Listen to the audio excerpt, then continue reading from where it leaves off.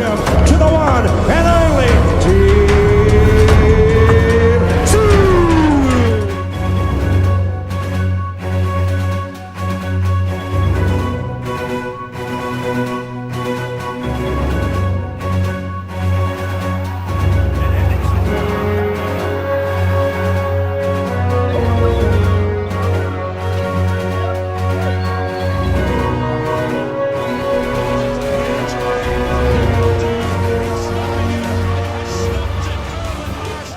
G'day guys, how are we doing? Welcome to Talking Boxing. Lynden, what are you doing? You've stuffed up the first line of the show.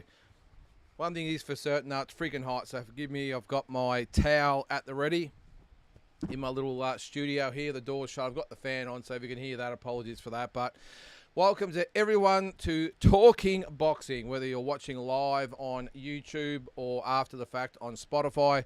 Always great to have you along. And a little bit to talk about, of course, the Benavides-Morrell fight. If you watched Walking Boxing, you would have seen this morning that I had a little bit of a hiccup in my experience with Benavides and Morrell. Didn't get to watch it live. I'll quickly tell the story again. Had the main event channel up and going. I always have it going an hour or so beforehand. They always have different interviews, and I think it was off, gloves off or whatever the hell it was called. And I was waiting patiently, and all of a sudden 12 p.m. rolled around, and I got a message saying event is ordered. However, you got to do something, and that was it. And you try. Is it just me? In this day and age, to try and get help, whether it's from a bank, whether it's from Foxtel, whether it's from whoever. I've got business. Our business, we deal with different ordering systems, and you always get bumped off into this AI bullshit, and you can't talk to somebody. It is so frustrating.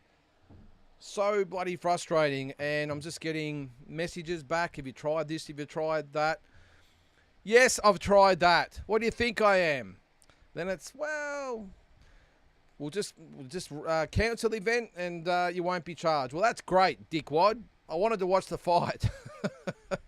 Yeah, it wasn't. I'll admit, I got a little bit of a temper, and I think I said on Walking Boxing this morning, if my wife Tara hadn't been around, we might have needed a new TV because I wasn't happy. All I want to do is watch the fight. It's come up on the screen. It's been ordered. I've got screenshots and everything, so I could send these dickheads and said it's ordered, said it's all good. I'm connected to the internet. Tick, tick, tick, tick, tick. Everything's ticked. I've got green ticks everywhere. You know what I haven't got is a freaking fight on the TV. Anyway, that's enough of me. I've jumped on the soapbox a little bit early tonight, haven't I? But yeah, let me know your thoughts. Anything else going on? I see there's a few people in the chat at the moment.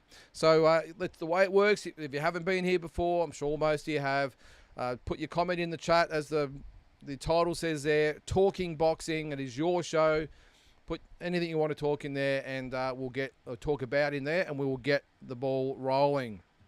All right, let's start with a Big J. What do we got? Hey, mate, still no announcement for George. This is Kambosos. Big J's talking about. Zoo versus Spencer official.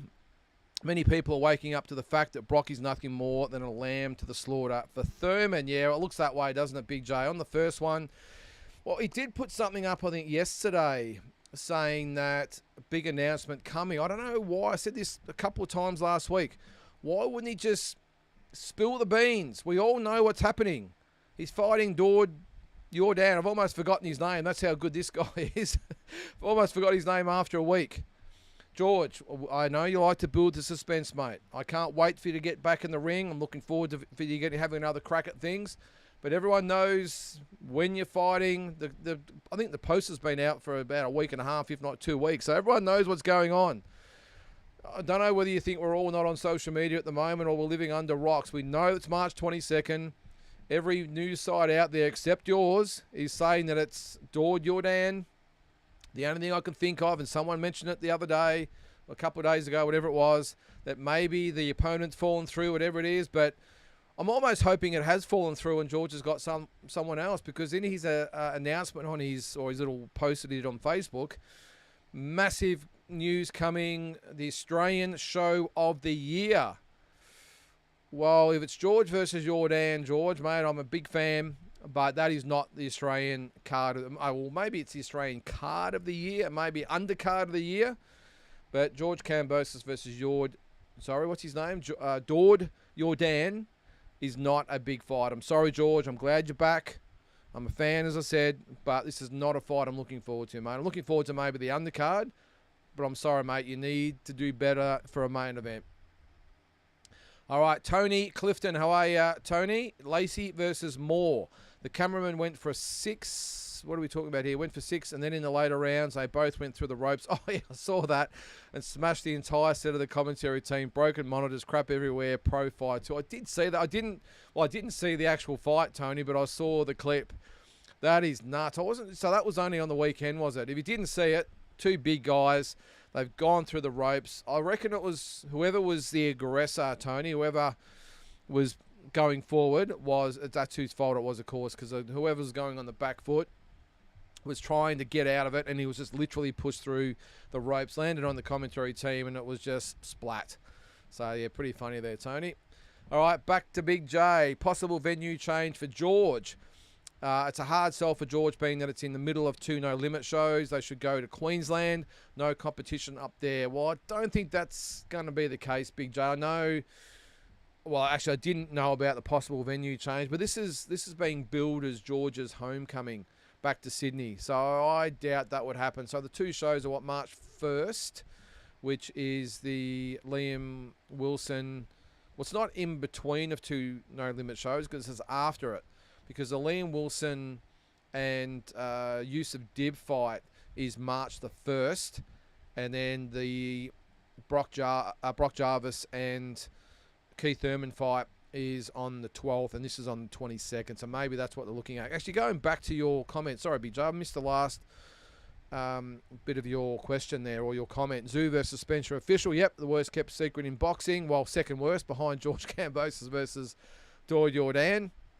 Good fight for Tim, I like it. I think it's a perfect fight for him.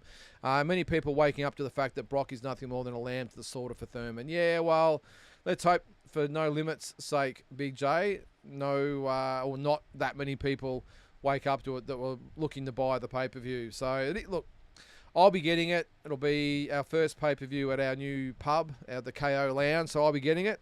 Let's just hope it's not too much, mate, because I'm not going to pay $700 or $800 for Brock Jarvis versus Keith Thurman, I can tell you. So, but as for your other point there, yeah, go to Queensland. Yeah, as I said, mate, I don't think that George will want to go to Queensland. He's going to want to stay in his hometown. He'll back himself to outdo Brock Jarvis and Liam Wilson, both of those fights, mate. So I don't think George Kambosos is going to back away just because there's 2 No Limit shows on. All right, Eminem 88, how are you, mate? Kamo KO no longer managing Zoo Fight Club. Yeah, it's been that case for a couple of weeks, Eminem. I'm not sure what's happened. I've got a feeling, I'm sure someone might have already put it in there, I'll get to that, but I've just got a feeling there's a little bit more to it. Eminem, nothing's really been said from the Zoo Fight Club. Kamo KO, and we all know he's very, very big on the social media. I think he's over in America at the moment. If you sort of read through the lines a little bit, I think maybe he was giving his marching orders, Eminem. I can't confirm it, I haven't heard anything. But I've just got a feeling by the way Kamo KO spoke in that it's time to move on and this and that. I've just got a feeling that maybe he was showing the door. But as for the circumstances, mate, I wouldn't have a clue. What's that still with them? Oh, yes. Okay, I've noticed in Feb the walking boxing isn't titled on YouTube. It's just the date. I did see that earlier, Eminem. I'm not sure when you posted this comment there, but I got on just before we come on just to check it out. And you're right. And it's funny because I always write walking boxing and then the date, and I don't know why it's corrected it. I'm not sure, mate, but I have gone in and corrected it now, so I'll be conscious of that going forward, mate. I was just wondering why the views were a little bit down in the last 3 days. Well, no one can obviously find it. It's not coming up in the feed, so well, I hope that's the case and no one's not watching just because of that. We're probably about 50 or 60 sort of views down on what we normally get, so as I said, mate, I have corrected it. Let's hope it doesn't continue. All right, Big J again. I've just put up my latest video on Aussie Boxing Talk on YouTube. referencing Kambosos. Also, I want to vote on my beard. Yes, looking good. Oh, sorry. A, yes, looking good. Or B, shave that crap off and look like a soldier again. All right, well, let's have a look. I haven't seen it today, mate. Let's have a look at the Big J. Whoa, hang on. That's me. End of the day, Big J. Who cares, mate? Who cares? What is it? Old mate. Big J. Is that what it's under? What's it come up as? Oh, yeah. Oh, yeah, that's a shocker, Big J. That's a shocker, mate. Look, it's not too bad. It's all right. You've got a little bit to go to get to sort of where I'm at the moment, but you're on the way, mate.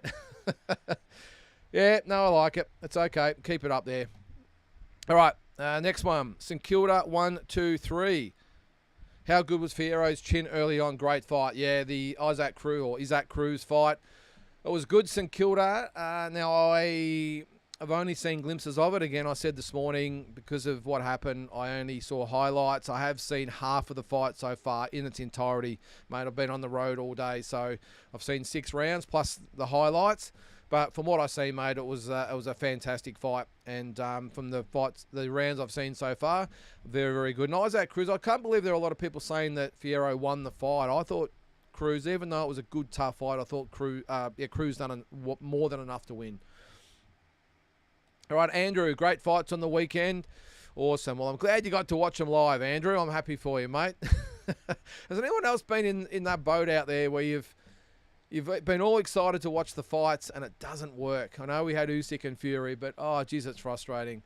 But I'm glad you liked them, Andrew. I'm glad you had a good weekend, mate. Double G. Here you go, mate. Have a Snickers and chillax, brother. Thanks, Double G. Yeah, I wasn't happy, mate.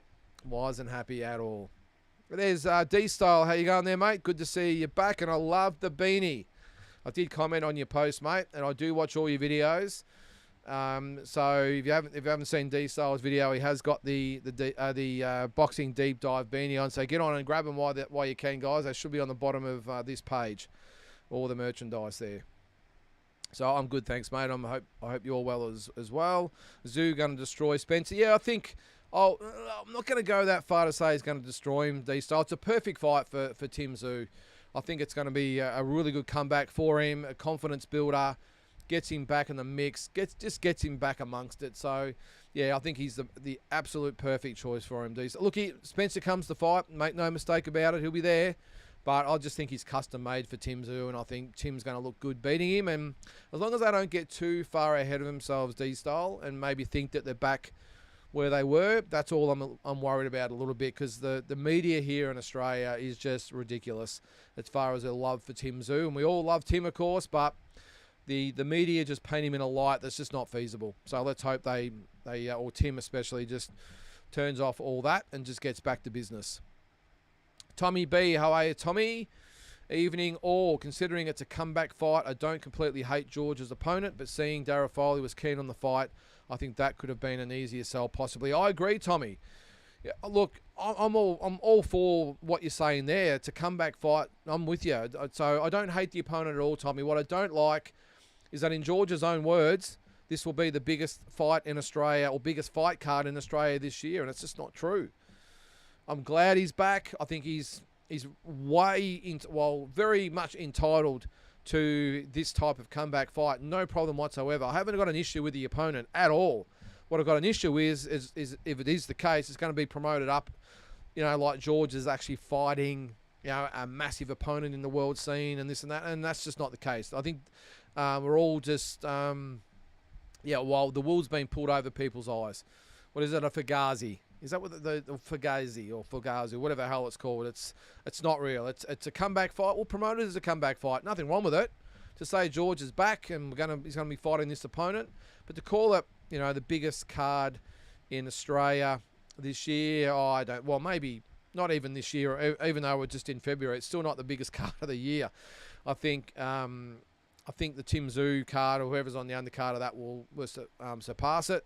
And I think even the Jai Pataya and David Nyika fight, I know that the Jai Pataya, David Nyika fight, and probably the undercard, actually I'll take that back. Maybe not the undercard, but the Opataya Nyika fight is a far bigger fight than George Kambosos versus Dord Yordam. So, and Tim Tszyu versus Joey Spencer will be much bigger as well. geez, I reckon even Brock Jarvis, Keith Thurman would probably go a long way to being better than George versus Dord. And I don't like saying it because I'm a big George fan, but end of the day, it's not a big fight at all. Let's just say it how it is. It's a comeback fight. No dramas. Happy days. It's a comeback fight. Thumbs up. But just maybe don't promote it up to what it's not. That's all I'm saying. Glenn, how are you, Glenn? Evening all. Loved the fight of the Davids yesterday. Great fight and both impressed. Yeah, they did, Glenn. Look, it was a really good old-fashioned scrap between two really good fighters. And that's what I liked about it. It was back and forth. They were very evenly matched. One guy obviously had to get the verdict, and that was David Benavides. Just a little bit more polished and experienced, I thought, was Benavides. But Morrell lost no fans. He's going to be a good fighter. I think I said this morning as well, I think I've got no doubt that he will win a version of the light heavyweight title, 175-pound title. It just won't be yet, that's all. But he's got plenty of time. He's 27 years of age. He's probably got a good 8 or 9 years left in him, hasn't he? So he'll be fine. And what next for David Benavides? Does he get the winner of Better Biev and Bivol? Maybe that's the case. I think I think they might have said that if Bivol happens to win this rematch with Better Biev, hang on, Bivol beats Better Biev, too many Bs getting around, that they will most likely fight a rematch at the end of the year. And if that's the case, then Morrell might get a second crack at Benavides, which would be great. Unless, of course, Canelo steps up and fights Benavides. Who knows? I don't think that's going to happen. But either way, we're going to have some great fights this year, Glenn. But I'm glad you liked them yesterday, mate. It looked like it was a good event. Andrew, can't see the difference between Spencer or Zarafa. Who's better, Spencer or Zarafa? Well, I think Spencer's the better fighter. Andrew, actually, Spencer has done nothing either, has he? I mean, look, when it comes to Michael, I'll be careful what I say, but look, what's the best way to say it? Michael Zarafa has just shown, look, in my opinion, he's just not at international level. Hasn't, and I know I'm just waiting for the phone to go off with him sending me a message or ringing me or something, but I stand by my comments that Michael Zarafa has been an excellent domestic level fighter, but hasn't proven yet that he's an international fighter. And if I'm wrong, prove me wrong. What big international fight has he won? 0. As for Joey Spencer, maybe no better resume than what Michael Zarafa's got, but the bottom line is, Andrew, is that Spencer is ranked and he's known overseas, and that's all that Tim worries about at the moment. Tim's thinking big picture as far as world level goes. And Spencer's he ticks those boxes. Michael Zarafa, unfortunately, doesn't tick the boxes. Very well known in Australia. A very, very good fighter, don't get me wrong, but I'm talking about internationally, he hasn't been able to cut it. And again, I stand by it. I'm just going to bring up boxing scene. I'm just going to check where Joey Spencer is. But who's the better fighter? Look, I'm going to still lean with Joey Spencer slightly, Andrew. And again, I don't want to be looking like I'm laying the boots in the Michael Zarafa, but you asked the question. I think Spencer is slightly the better fighter. Let's see at 154. Where is it? So Joey Spencer, hang on, where is he? So he's not ranked by the IBF. Is he ranked? Have I got the wrong fighter here? He is ranked, isn't he? Maybe he's not. Maybe I'll take that back. Joey Spencer isn't ranked. Is that right? Am I reading that right? Maybe he's not. Maybe I've got that wrong. Okay, I'll take that back. Joey Spencer is not ranked, for as far as I can see here, in all the divisions. So, yeah, okay. I'll take that back that he's at least ranked. But as far as the two, look, I can see, Andrew, that Joey Spencer just makes more sense for Tim Tszyu at this time. And the thing is, mate, it doesn't matter who's better. All that matters is that Tim just refuses to give Michael Zarafa a payday. He just won't do it. He said he won't. And it looks like he's going to stand by those comments. He just doesn't want to give Michael Zarafa a payday. So, but that's the difference, is that at least internationally, Joey Spencer is a little bit more well-known. But I'll take back what I said about the rankings. All right, we will move on. Glenn, I know you won't agree, but they both beat Canelo. No, I don't agree, Glenn. Look, I just think that David Benavides is just custom made for Canelo, even with the size difference. I really do. The way that Benavides comes in totally reckless. Canelo is a very, very, very clever fighter. He really is. And yes, he's not tall. He's going to give away a lot of size to Benavides. But what he is like his boxing IQ, he's second to none. Very clever fighter, very smart fighter. I just think he'll be picking Benavides' punches coming a mile away. Benavides telegraphs everything he throws. He'll know what to expect from Benavides. He knows he throws in bunches. I just think Canelo will be prepared. And I'll go as far, Glenn, to say that I think Canelo Alvarez could expose David Benavides for being a very average fighter.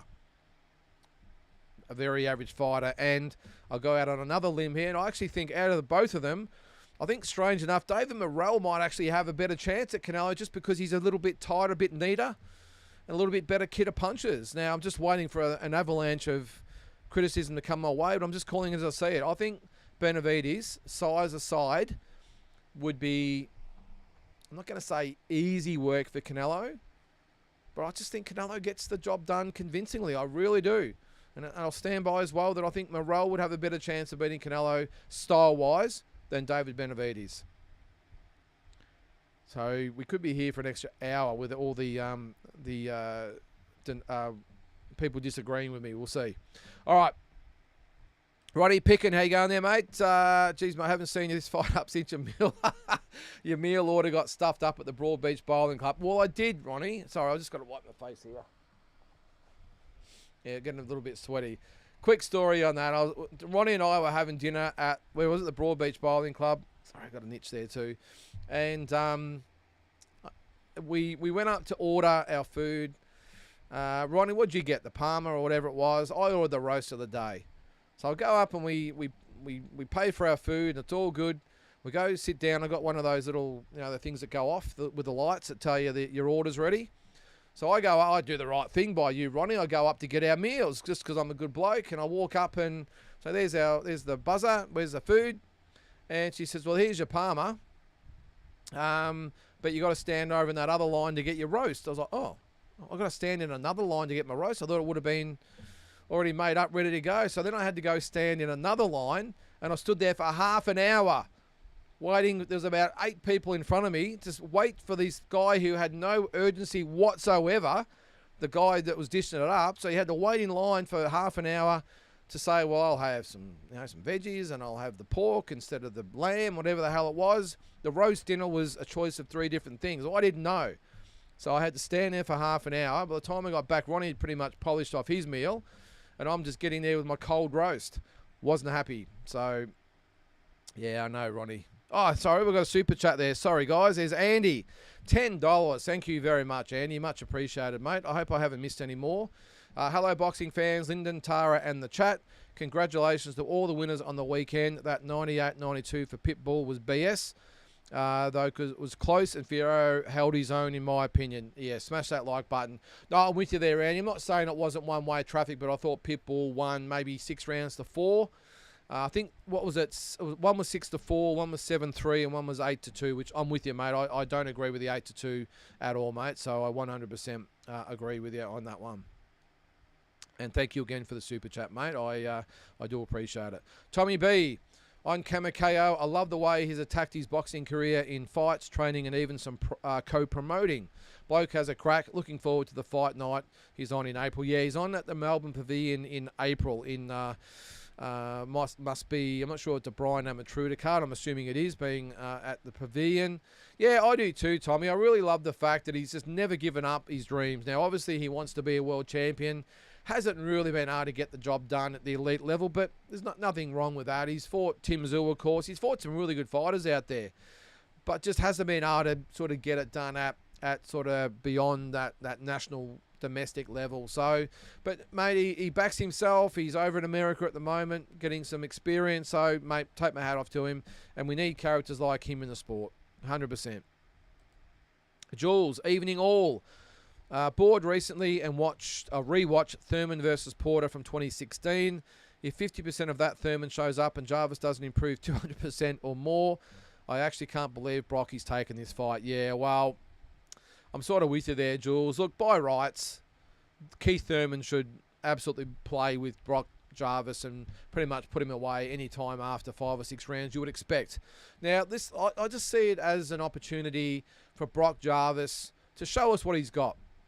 Just to show it. Now, he would probably know that he's a massive underdog. He would know that he hasn't really got a right to be in the ring with Keith Thurman, let alone beating Keith Thurman. But I back him for having a crack to seeing where he's at in his career. What is he, 27 now, I think? 26, 27, whatever it is. I don't mind it by him saying, you know what, okay, I know I'm a massive underdog. I know I shouldn't be in the same ring with Keith Thurman, but you know what, I'm going to have a crack.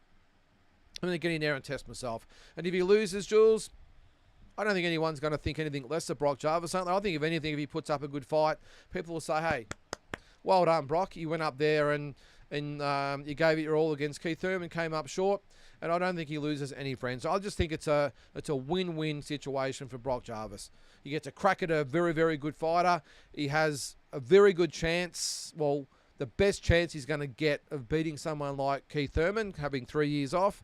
And if he wins, the doors that could open for him are massive. Could be a Tim Tszyu fight, could be a big fight overseas. You just don't know. So I'm all for rolling the dice. And look, I just think we get a bit precious in boxing sometimes. Don't fight him because you might lose. Who cares? Who gives a shit that you might lose? At some point, you have to take a chance, and I applaud Brock Jarvis and his team for saying, let's go. All right, Glenn. What do we got? What's everyone's take on Benavidez' power? Not sure it's going to be enough to bother Bivol or Better Beef. Yeah, I've got doubts about his power, Glenn, but I don't think it would make a lot of difference, especially against someone like Bivol. I think Bivol would box him from a distance, probably a little bit like he did with Better Beef. I think he'll be on his bike a little bit, trying to give Benavidez angles. I don't think it would be a massive issue in that case. I think Bivol would outbox Benavidez if I had to pick between the two of them.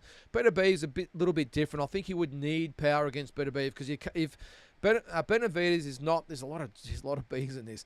Benavidez is not the type of guy that's going to outbox Better Beef, so he's going to have to stand and trade with him. And if you haven't got power and you're trading with Better Beef, you are in a world of trouble. So I think Better Beef has got the ability to knock Benavidez out. And I think Bivol is more than capable of outboxing Benavidez. I'm not saying I'm not a David Benavidez fan. I am. I just don't think he's at that real elite level of a Bivol, Better Beef, or Canelo. That's just the way I feel anyway. But let me know your thoughts. Jules, I was really surprised at Jeff Fennick's honesty recently about Tim. Was quite disparaging about Tim's team. Surprising given Jeff's relationship with the Zoos. Were those comments fair? I was surprised, Jules, with Jeff Fennick's honesty. And I think, I've got a feeling he might have got caught a little bit in a moment of vulnerability. I think Jay McAllister's put the microphone in his face and I've just been talking. I think for a second, Jeff has forgotten that he's actually being interviewed. It's almost like he's talking off the cuff with Jay, like two mates that are sitting down and talking off the record. And I think he's sort of tried to correct himself a little bit a couple of times. So, but it's Jeff Fennick's way, isn't it? He's an honest guy. You ask him a question, you're going to get an honest answer. So I do think that Jeff's one of those guys that if he says something, he'd have no dramas backing it up if he was confronted about it. And I think if someone from Tim's team actually say, hey, Jeff, mate, what are you doing? What are you talking about that? I think he'd say, well, I'm not going to back away. That's just the way Jeff is. But you're right, surprised by Jeff's relationship with the Zoos. Yeah, maybe. But as I said, I just got a feeling he might maybe just tried to backtrack just a little when he realised what was going on. And he'd said what he'd said. But are the comments fair? 100% they are, Jules. Absolutely they're fair. What's wrong with just telling it the way you see it? And I just think I agree with what Jeff said. I really do.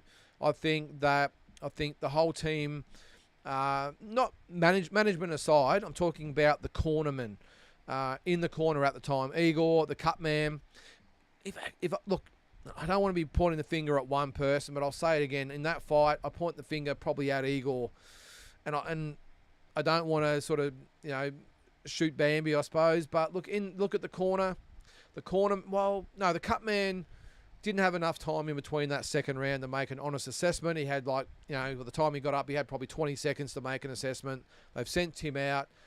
Tim's got back to the corner after the third round. The question should have been asked to the cut man, can you stop the cut? And even if the cut man had said, yeah, I think I can stop the bleeding, surely a so-called experienced cornerman like Igor would have looked at that cut and said, mate, you can't stop that cut. You can't stop the cut. I am, as the chief second in the corner, waving the fight off. This fight is over. I'm not going to listen to Tim, who says I can continue. I'm not going to listen to the cornerman who says he can stop it, because it was obvious to everyone sitting up in the bleachers or wherever that cut was never going to be stopped. So, unfortunately, Jules, Igor's got to wear the brunt of that. I don't blame Glenn Jennings at all. He's the one that got Tim Tszyu the opportunity and has stood by Tim and Costa the whole way. So, I don't know why Glenn got any sort of pushback at all. His job is just to get Tim the opportunity and guide his career. His job is not to get in there and stop a cut or call a fight off. So, forget any criticism of Glenn Jennings. But end of the day, the buck always stops with one person. And in this case, it's the chief second, hence the name Chief. He is the man in charge. And even if the fighter says, no, I can go, I'm right to go, the decision should have been taken out of his hands. And for the cut man, even if the cut man said, I can stop it, again, blatantly obvious to every single person in the arena that night and watching on TV, there's no way he was going to stop the cut. And even if he gave him one more round, after the fourth round, it should have been, mate, I've given you an extra round. The cut's worse than what it was a round ago. The fight is over.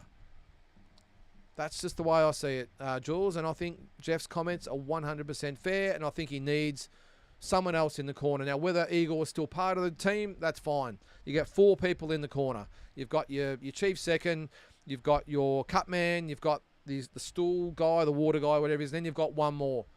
Why can't that be a very experienced campaigner in the corner? That's the way I see it anyway, Jules. All right, Eminem. Clarissa Shields, the first women's undisputed heavyweight champion of the world as of today. I did see it, Eminem, but come on, bruh. Come on, mate. What was the competition like? Fair income. I think it was D-Style. I'm not sure whether D-Style is still watching, but he actually came up with a fantastic idea for the women. 168 should be the cutoff, or maybe 170, even 175. That should be the cutoff. Any women over 175, I'm sorry, shouldn't be in the ring. Clarissa Shields is not a heavyweight. She just went to heavyweight because it's easy pickings. And I suppose if it looks like or sounds like I'm having a bit of a crack at Clarissa Shields, because I am. Don't go up to heavyweight and bash these overmatched girls who shouldn't be in the ring and call yourself the GOAT. She probably is the best female fighter of all time, don't get me wrong. But don't go up there and smash these girls and compare yourself to a Canelo or one of these guys. Just don't do it. Don't do it. But, again, I think D-Style said 175. Make that the cutoff point. The belts only go up to 175, and that is it. Okay? And then anything over that, well, get down in weight. Because if you're over 175 pound as a woman, I've got a feeling you're not going to be a great fighter anyway, and you probably shouldn't be in the ring. So, apologies to all the female boxing fans out there, but that's just the way I said anyway. But, hey, good on her. But that girl she fought, was it Perkins? Come on. Shouldn't have been anywhere near a world title fight, that Perkins. No way. All right, David. Mexican monster has enough power to beat any of them. It's consistent, marauding, relentless power, and he keeps it going for all 12 rounds. You're right, David, and maybe against the Morels of the world, that is 100% the case. I've just got doubts that against absolute elite A-graders in Bivol, Beterbiev, and Canelo, he's got the tools to do it, mate. I just don't see it. I just think he's way too open. I think, look, I like the fact he's big, he's strong, he throws a lot of punches, and he has got power. You need more than just that to beat guys like Canelo, Beterbiev, and Bivol, mate. They're A-graders for a reason. I just don't think he comes anywhere near any of them. I really don't. Cal Jane, who won the women's heavyweight fight today? Sorry, I missed it. Yeah, that was Clarissa Shields, mate. She knocked out Perkins. Good knockout, by the way, but that Perkins shouldn't have been anywhere near a world title fight. Andrew, I think David versus Beterbiev would be a barn burner as long as it lasted. Beterbiev by KO. Yeah, that's the way I see it too, Andrew. Be a great fight, wouldn't it? The other fight, I think I would like even more than those fights, Andrew, and I reckon we might get it. I'm going to do this a little bit tomorrow in the walking box if there's nothing else to talk about. It's just some fights that would be awesome fights that don't necessarily or haven't been necessarily spoken about as being possible. And one of these ones is your man David Benavides there against Jai Opetaia. I would like to see him fight Jai above even Beterbiev and Bivol. That would be a cracker. A big, strong David Benavides who's not cutting weight at all against a big, strong, natural cruiserweight in Jai Opetaia. It would be a barn burner, as you say there. So that's one of the fights I'm going to put on my list. I'm going to do 5 fights that maybe haven't been mentioned about too much, but just would be crackers. We've all got the obvious fights, and maybe this is one of them. But imagine David Benavides and Jai Opetaia. Whoa, it would be pretty cool. All right, let's go. Andy, I felt I got my money's worth. Banana, Rosario needs to hang him up.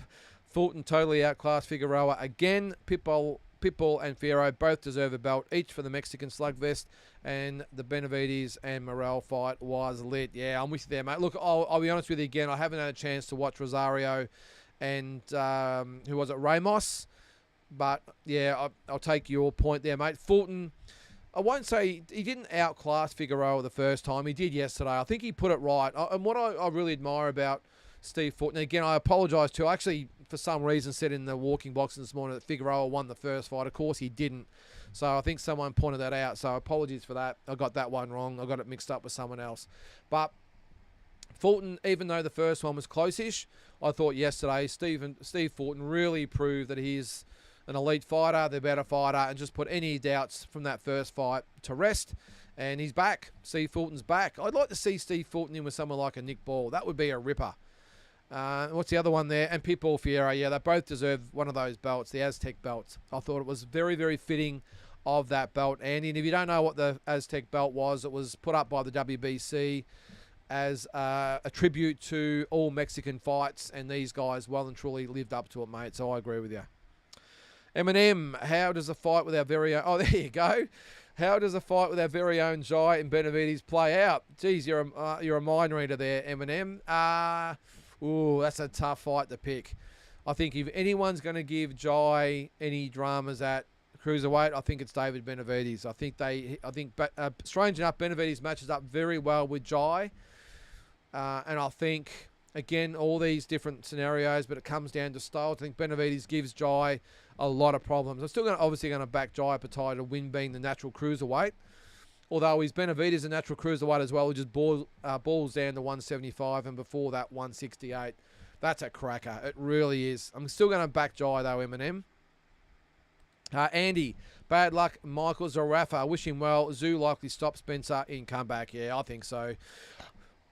Actually, I'll take that back. And I think Tim decision Spencer. I don't think Tim's going to be in a real hurry or have a real desire to get Spencer out of there. At least not early. Maybe he boxes cautiously for 6 or 7 rounds and just wins those rounds, Andy. And maybe if he thinks he's got Spencer's measure, maybe he might step it up and look to get him out of there. But I think it's going to be an ultra cautious and conservative performance from Tim. I think he's just going to want to get the win, maybe get some rounds under the belt, whatever it might be. But I've just got a feeling you're going to see a more cautious Tim, and he'll just take his time and look to win each round and just get the win.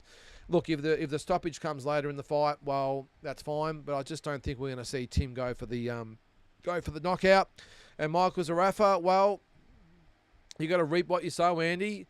I think Michael Zarafa probably thought he was doing the right thing by really goading Tim and trying to get under his skin to get the fight. But I think what happened the first time with Michael Zarafa backing out of the fight, and again, I don't blame Michael Zarafa for that at all. I certainly don't subscribe to the fact that he pulled out because he's scared. Michael Zarafa is not scared of Tim Tszyu, okay? So that first fight, he didn't back out because of that. Bad advice, whatever it might be. But at the end of the day, Tim Tszyu remembers the fact that he pulled out of that fight. He would have been pissed at that, and then would have been pissed then when Michael Zarafa tried to goad him with the comments about Costa Tszyu being him being Mickey Hatton. Did not go down well. And then the trifecta is that he's been just going Tim and insulting Tim after his loss to Murtazaliev, and it all just spells at 3 strikes. Michael, you're out, and Tim just refuses to give Michaels are after a payday, and that's just the way it is. We have a super chat. Where are we? D-Style, thanks, mate. $2. Thank you very much, mate. Spencer can't take the Zoo's punch. I agree with you, D-Style, but as I said, mate, I've just got a feeling that Tim's going to be ultra cautious in his comeback fight. No risk taken. He'll box smart. He'll be nice and tight with his defence. And then maybe after 6 or 7 rounds, if Spencer's there to be taken, then you might see Tim pick it up. But I don't think you're going to see Tim come out and be reckless and pay Spencer no respect at all. I think Zoo wins very, very convincingly, but I just don't see the sense in going all out in the first sort of half a dozen rounds and just risking anything. So, all right, I'll just get back to our comments there. All right, surely if Bivol wins a rematch with Better Be, if there's a trilogy, yeah, there will be Eminem. 100% there will be a trilogy. And then, as I said before, you'll probably see that Benavides will fight Morrell in a rematch, I would think.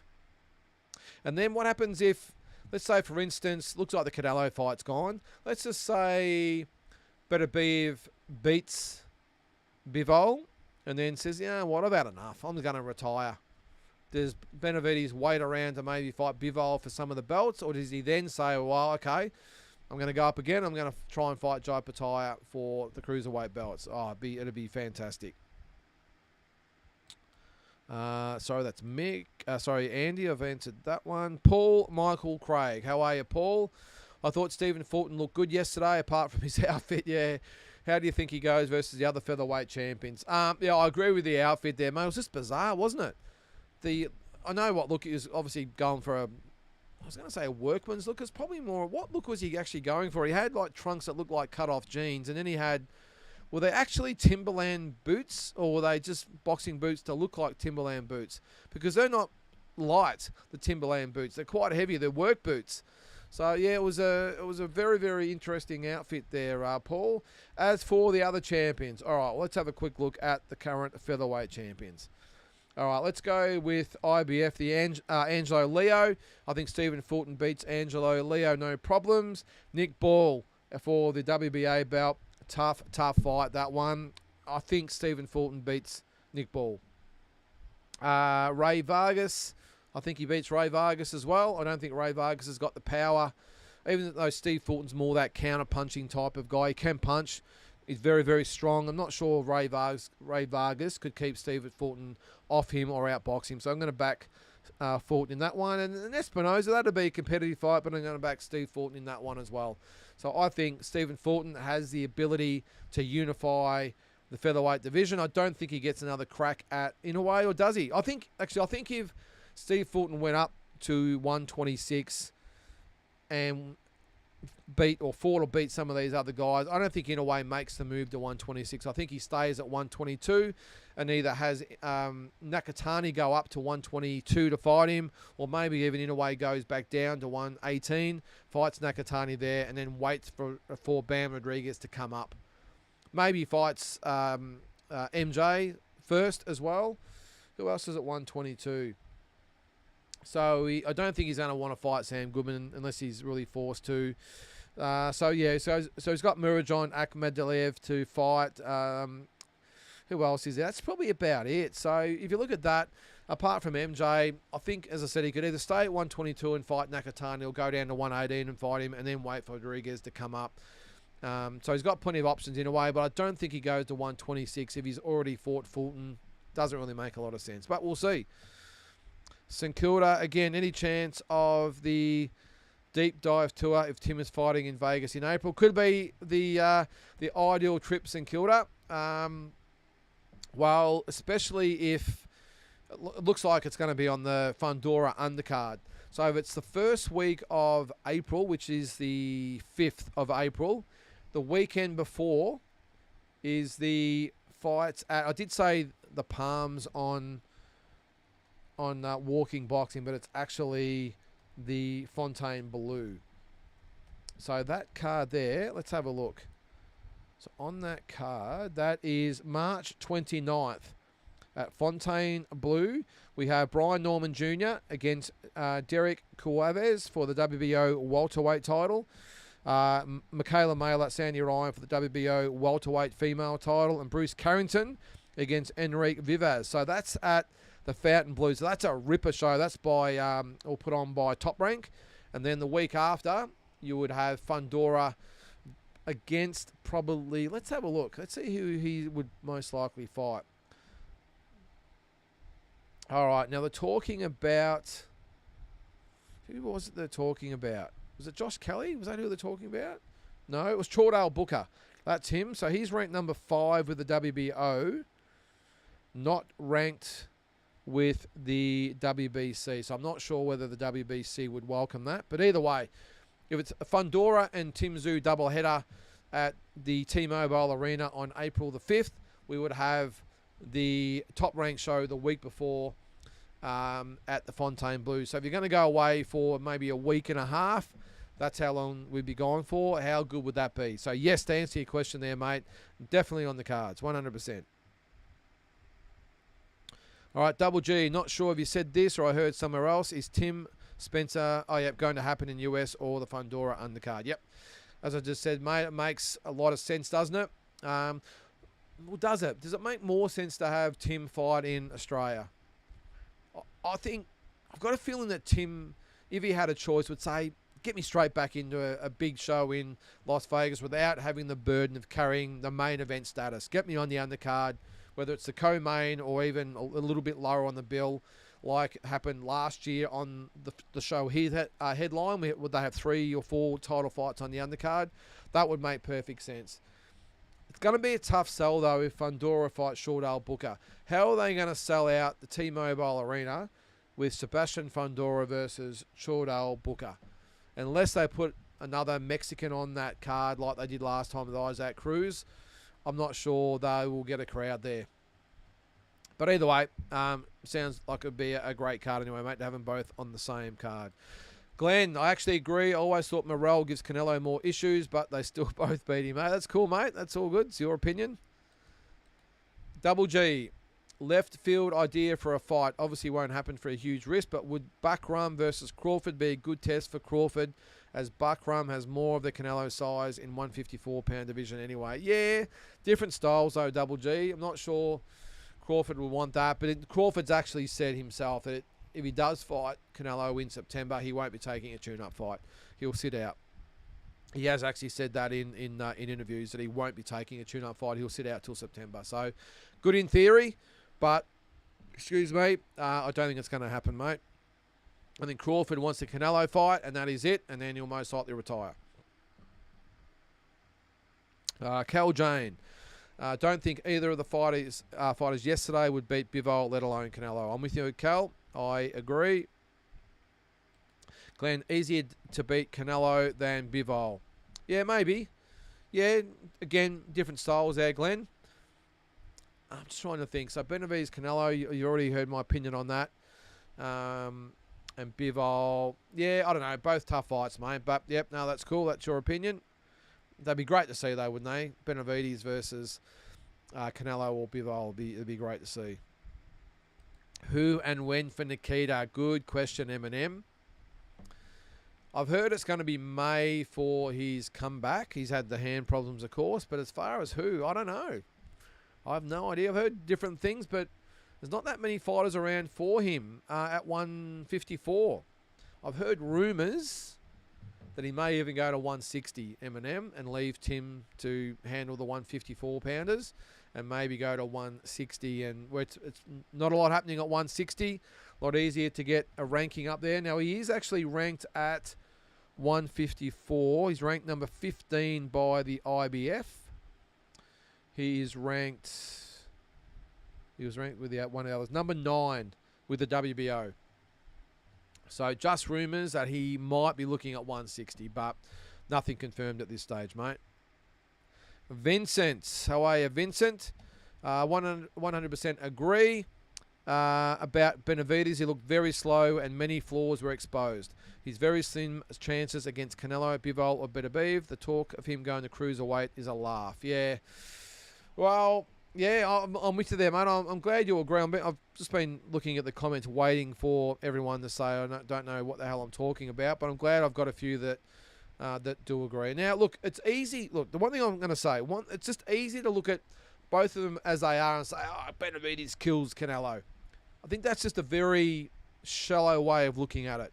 Yes, Benavidez is big. Yes, he's strong. Yes, he's a lot bigger than Canelo. Yes, he can punch. And yes, he's a very, very good fighter.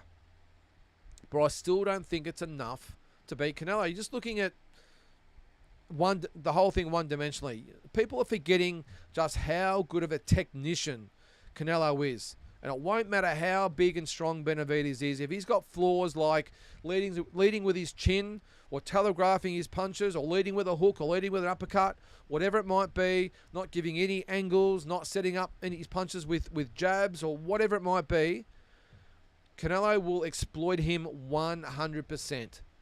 And sometimes you don't know a fighter is not quite who you think they are until they get in with an elite fighter. And Canelo is 100% an elite fighter. And my personal opinion, again, I'm going to say it again, is I just think he exposes Benavidez for being a very, very flawed and an average fighter. So, a very, very good A- fighter. But Canelo and Bivol and Beterbiev are all A+ fighters. And I would think Benavidez is more an A-, if not B+ fighter. That's just the way I see him. Done very, very well so far. But I just think you would see Benavidez in with an absolute A grade, A+ grader in Canelo being badly exposed. I really do. And that is the size difference and everything taken into account. All right, we have another super chat. Dennis Green, how are you? Dennis, thanks very much for the $10, mate. Very, very much appreciated. Do you reckon Benavidez has the power to hurt Jai? My feeling, he'd walk into some serious punishment from Jai and struggle to match Jai's movement. Yes, he has. Yes, I think he has the power to hurt Jai, Dennis. I think at 170. What is he? 200. What's cruiserweight? 200. It is, isn't it? 200. Yeah, 200 pounds. I think at that weight, Benavidez would still be a big, strong, solid guy, and I don't think making the jump from 175 to 200 would hurt him too much. He is very soft, though. This is the other thing we have to consider at cruiserweight. Very, very soft in the midriff. Now, no, he's not a naturally chiseled guy. He's not cut. I understand all that. But what would he look like 25 pounds heavier? And would he have the ability, have the ability to go with Jai, who's a big, solid, strong 200-pounder? I'm going to look towards someone like Azerto Ramirez and take him as an example. He, a little bit like Benavidez, not the most chiseled type of guy, but has come from 168 to 200 and doesn't look too bad. He looks nothing like, obviously, he did it at 168 or 175, but has carried the weight okay. But how does Benavidez do it? How does he look at 200 pounds? Because he looked awfully soft yesterday. So what's he going to look at? 25 pounds heavy, which is about 12 kilos heavier. Be very interesting against a guy like Jai, who is just cut at that weight. What's the other comment there? My feeling, he'd walk into some serious punishment from Jai. 100% he would, mate. I think he would struggle to match Jai's movement. I think Jai would pretty much, even though I think it'd be a great fight, I think if I had to break it down, I think Jai's lateral movement, ring IQ, his speed, I think his volume of punches he'd be able to go with David. I think, and would David have the same amount of output at the heavier weight is another question. We know Jai has. I think it all spells to Jai Patai making, again, David Benavidez look pretty average. Is there any David Benavidez fans out there? Let us know. Put it in the chat, guys. Give me some reasons why you think he can compete with those guys. I've had my say. Now, come back and let me know if you're a David Benavidez fan. How is he going to combat Canelo Alvarez, Beterbiev, and Bivol? Does he come close to beating any of them? And I'm assuming Canelo is going to be the one you all pick. And if he does, give me some reasons. Come back at me about the reasons I said that Canelo handles Benavidez quite easily. And I don't want to hear, well, he's just bigger and stronger. Not going to cut it against Canelo. Sorry, guys. All right. Where are we? Oh, hang on. Have I gone through past a few? No, I'm getting to it. I'm just way behind. Sorry, guys. I'll get back to the comments there. Geez, I'm well behind, aren't I? Sorry, guys. All right. David says Canelo ain't going to fight Benavidez. Well, I said this morning, David, if you were Canelo, would you want to fight David Benavidez if you didn't have to? I don't think he's worried about Benavidez, but if you don't have to fight him, then why do it? You got a guy, again, I'll say the same thing I said this morning. You got a guy who's going to get into the ring at 200 pounds. Canelo's going to, maybe even more. Canelo's going to be 180, 182, whatever it might be. If it's 18 to 20 pounds heavy, he could have 8, 9, even 10 kilos on Canelo. Why would Canelo go out of his way to fight Benavidez when he doesn't have to? Remember, guys, Benavidez is now a 175-pound fighter. So why is this even in the conversation anymore? And yes, I backed the comments that Canelo avoided Benavidez and didn't fight him for whatever reasons. That's fine. But the facts of the matter are, at the moment, David Benavidez is a 175-pound fighter. Canelo Alvarez is a 168-pound fighter. Why are we even talking about it? Unless Canelo says, I want to go to 175, and if Canelo does go to 175, why is he going to fight an interim belt holder? He's going to want to fight Beterbiev or Bivol. Canelo's not the type of fighter that just wants to fight for the interim fights just to keep the fans happy. Okay, he's at the stage of his career where he wants the biggest fights for the biggest money, and the biggest fight for him, if he decides to go to 175, is to fight Beterbiev or Bivol. It's as simple as that. I don't understand why we're having this conversation. All right, and David, you're right. No point talking about a fight that won't ever happen. You're 100% right. And for whatever reasons they are, the fight's not going to happen. It's as simple as that. And the other thing I didn't actually mention then, I've got a feeling that Canelo Alvarez, a little bit like Tim Tszyu and Michael Zarafa, doesn't want to give David Benavidez the payday and the attention and the co-billing on the poster, all that sort of stuff. He doesn't want to do it because Benavidez and his team, they're all guilty. They are not the best operators when it comes to building a fight up as far as being respectful. Canelo likes to be respectful. Yeah, there's a little bit of barbs that go each way, but he doesn't like people that are disrespectful to him. And David Benavidez has been disrespectful to him, and I think Canelo would know in the build-up to the fight, Benavidez would come after him, they would come after his family, would come after everyone. And that on top of him just not wanting to give Benavidez a payday is the main reason why Canelo Alvarez said, you know what, I'm not going to fight Benavidez. Not because he's scared of Benavidez. He just doesn't want to give him the satisfaction. And that is what you've got to look at for Tim Tszyu and Michael Zarafa as well. Tim Tszyu is the A, B, C, and D side against Michael Zarafa. So why, apart from the Australian, a lot of people in the Australian public say, hey, we'd love to see the fight. Why would he possibly go out of his way to benefit Michael Zarafa?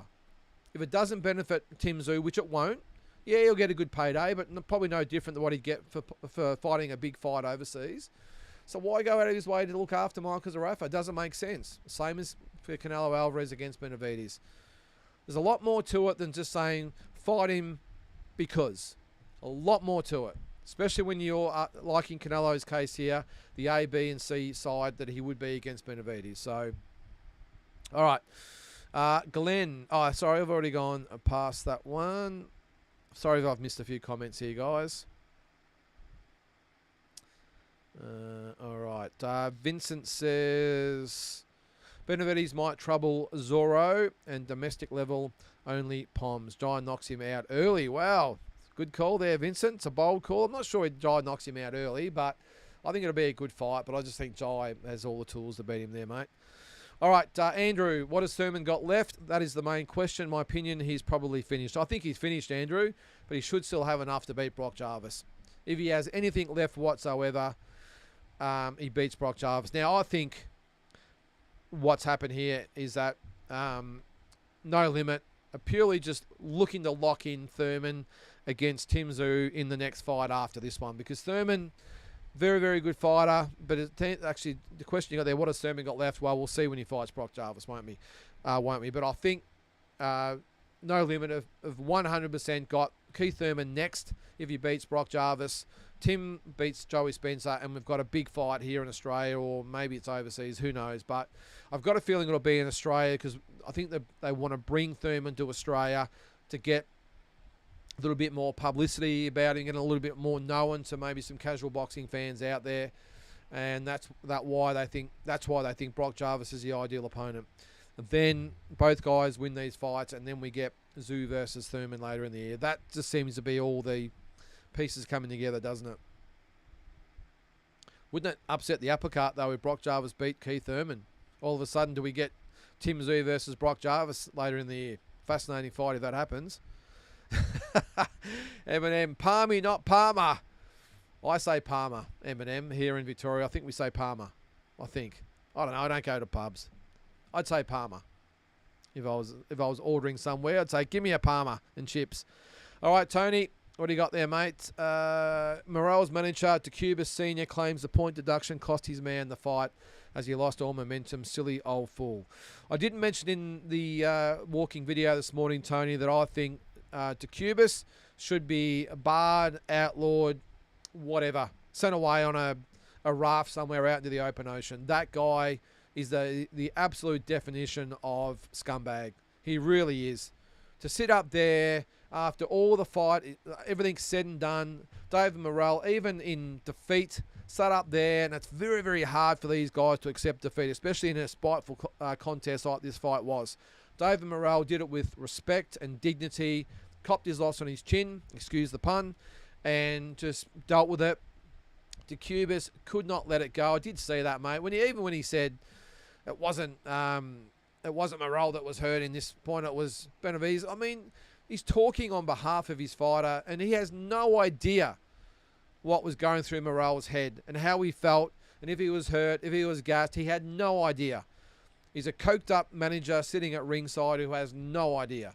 And then when David Morrell came up to the stage, tried to actually make peace, shook his hand, gave the belt back to David Morrell, and Dacubus couldn't help himself, started gobbing off. He's lucky that David Benavidez or even one of his team didn't chin him right there on the spot.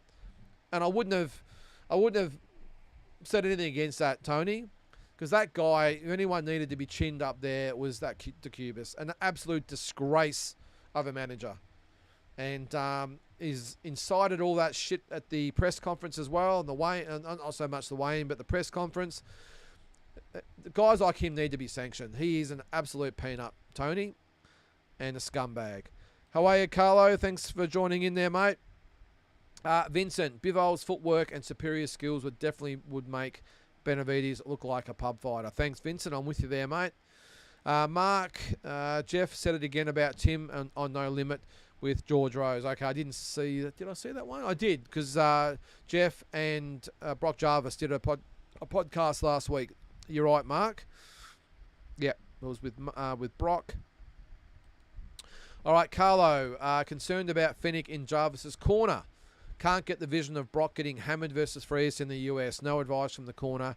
Thanks for the content. No worries, Carlo. Yeah, look, I got a feeling that Jeff has maybe just tweaked a few things with Brock and maybe not tried to make him a clone of Jeff. Now, that was probably my main criticism of Brock Jarvis and Jeff Fennick together. I mean, I love Jeff, obviously, as a fighter. I think he's a very, very good trainer, but that was the one criticism I had, was that he was trying to make Brock Jarvis into what Jeff was, and that was someone that likes to widen his stance. He likes to stand square on. He likes to rest his head on the shoulder of his opponent, and he likes to bully him, rip, hook, uppercut, really rough them up and try and get them out of there that way. That was Jeff Fennick.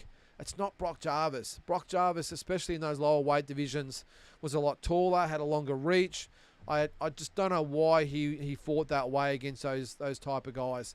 Definitely came back to hurt him against Liam Paro because he was reckless and went straight at Liam Paro, who just lined him up and just went bang and just ironed him out with that big left hook. So I've just got a feeling, I'm hoping anyway, Carlo, that Brock seemed a little bit more patient against Adrian Rodriguez. He maybe tried to use his attributes a little bit more, but we're going to see against Keith Thurman. No matter what they've been working on, it's going to be tested against Keith Thurman. Can he stand up to what Keith Thurman's going to throw at him? We'll see. But you're right, Carlo. That vision of Brock Jarvis, I mean, he's very, very lucky to get away with that fight against Frias in the US. I think the referee would have had every right to stop that fight on the spot. And if the tables had been turned, I've got no doubt the fight would have been stopped at that time. But Brock Jarvis was a matchroom fighter at the time, so I think the referee knew who was the A side and acted accordingly. But yeah, I do worry as well, Carlo, that there wasn't much coming from the corner. But let's just hope. What was that? 5 years ago, 4 years ago, whatever it was. Let's just hope that maybe both Jeff and Brock have improved and matured just a little bit, and we get a lot better performance from Brock going forward. Eminem, Jarvis versus Thurman is for some 154-pound regional belt. I don't think it is, Sam, mate. Let's have a look. I don't think it is. I'll have a quick look on Box Rec. I didn't think it was for a title. Let's have a look at the card. Doesn't say it's for any title here, mate, but you never know. You never know. Looking at that undercard, I think we've been through that, haven't we? Yeah. So Michael Zarafa and Basir A is for the WBO Intercontinental Middleweight title. A vacant title. So obviously that's just a title they've invented on the spot, but nothing here as far as being for a title, unless it's for a WBA regional title, Eminem, because they won't list that on BoxRec. They don't deal with the WBA. That's the only thing I can think of, mate. Hanoi Tripper, how are you, Hanoi? Tim would sue his bum cornerman for the loss for future earnings if he was American. Probably Hanoi. You never know, mate. All right, Eminem. Oh, okay. Yeah, WBA Intercontinental Super Welterweight title. That makes sense, mate, being a WBA title. All right, Paul. I think Glenn Jennings deserves flack for taking the fight versus Fundora when he was preparing for a 5'9" orthodox fighter and got 11 days notice for a 6'4" southpaw. Yeah, okay. I take that on board, Paul. I do. But at the end of the day, maybe they would have sat around and had a team meeting and said, all right, from a managerial point of view, PBC don't want to shelve the card. They're going to lose too much money on the event if we pull out now. Or maybe they would have went ahead with the card anyway. Maybe it would have been, well, it would have been probably Lara and Zarafa as the main event. I don't think they would have liked that unless they put Cruz and Ramiro as the main event. Who knows? But maybe PBC said, look, we want to replace Thurman with someone for Tim.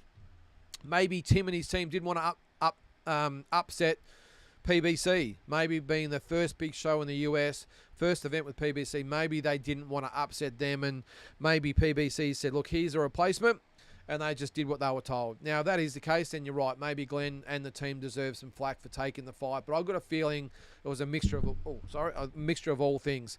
I've got a feeling that Tim and the team didn't want to upset PBC. PBC wanted to have the fight. Maybe Tim said, look, I don't care who it is, I want to fight.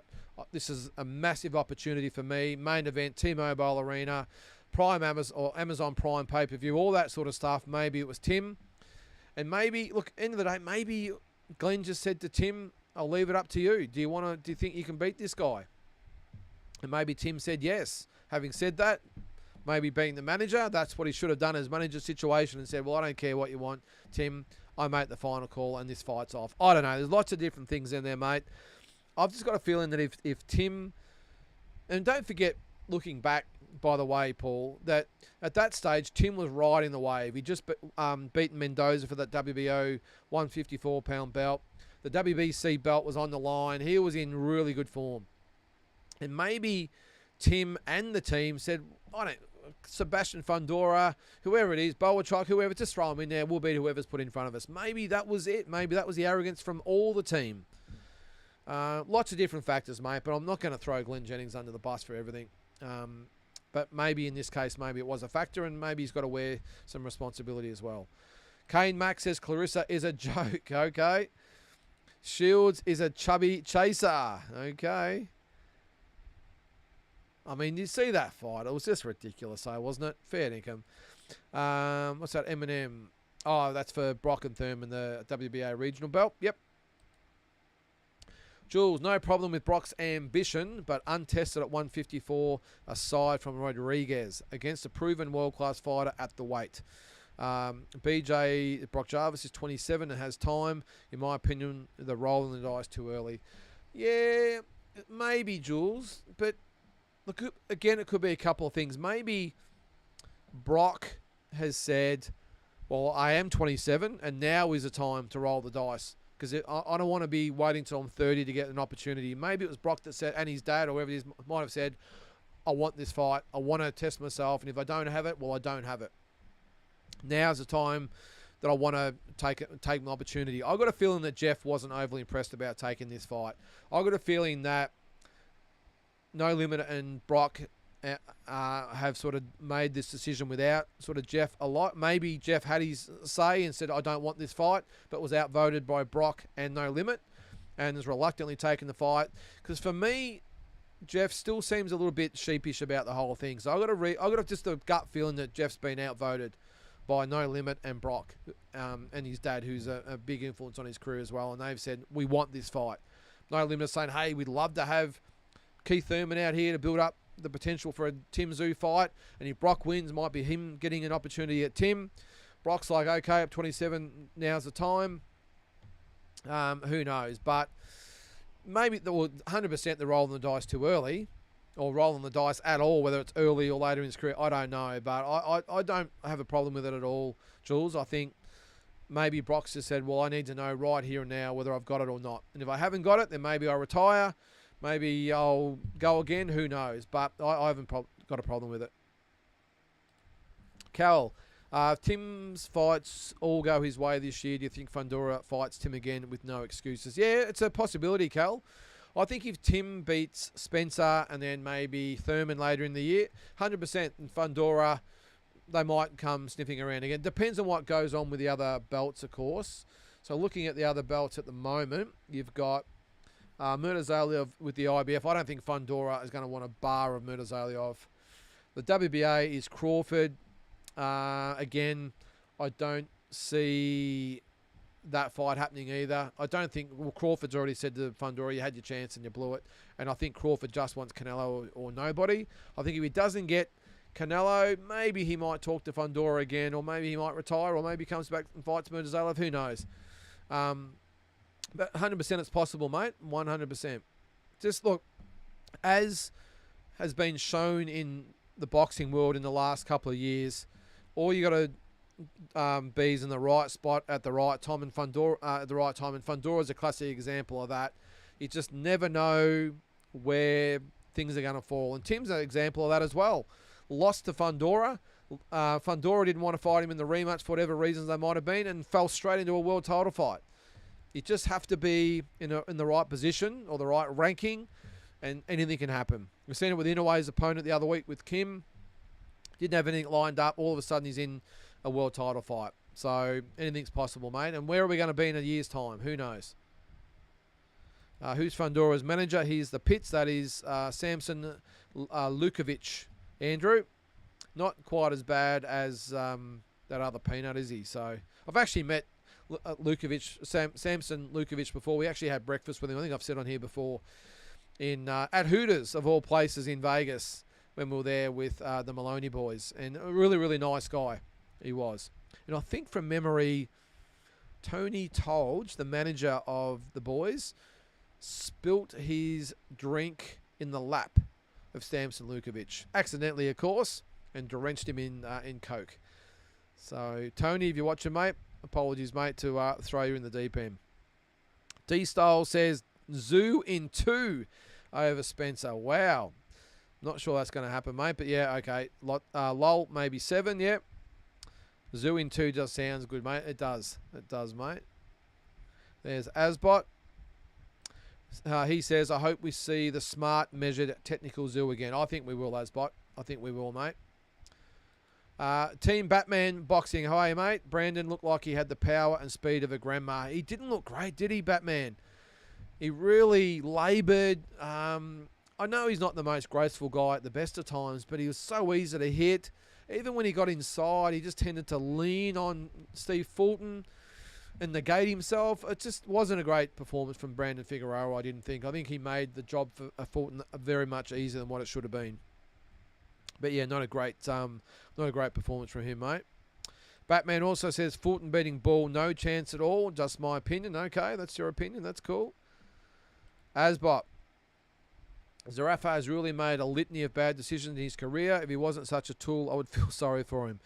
Yeah, well, look, end of the day, he's sort of made his bed, hasn't he? I mean, he's changed managers and promoters a lot of times. And look, that's his priority and that's fine. But, look, he has got the opportunities. I mean, he had a world title fight a couple of fights ago, didn't he? But, yeah, he has made some pretty awful calls there, mate. And maybe in his mind with the Tim Tszyu situation, maybe he thought, well, this is the perfect way to get Tim in the ring or back in the ring after the first fight fell through. But you got to remember, Tim with that sort of Russian gene as well, they're just wired a little bit differently.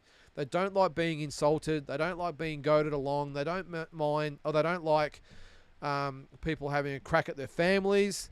And I think in this case, I think he's just read the room wrong, and it might have cost him a big fight with Tim Tszyu. All he had to do was really say, I didn't mind what he actually did come out and say when he said that, hey, Tim coming off a loss, I come off my world title loss in Vegas. Circumstances have sort of aligned. Now's the right time to fight. I'm ready. I'm willing. I'm able. Tim, mate, I'm ready here and ready to go. Let's try and get the audience out there behind a Zerafa Tszyu fight. But the way he come out and, just against Tim and the way he went about it, I just don't think went down well. And you'll just look at the way Tim speaks when he talks about about Michael Zerafa. His whole demeanour changes. He is not a fan of Michael Zerafa, and again, I just think out of spite, he will say to Zerafa, not interested, mate, and I don't care what anyone says or does, not even what No Limit says, what the Australian public says, you are not getting a payday and a big fight, big pay-per-view fight with me in Australia. And then the question has to be asked, what next for Michael after that? I don't think Nikita is even on the cards. I think if Tim says this is the case, I don't think Nikita's going to be too interested either. I still think there's some good fights for Michael Zerafa. I think a Matteo Tapia fight would be big.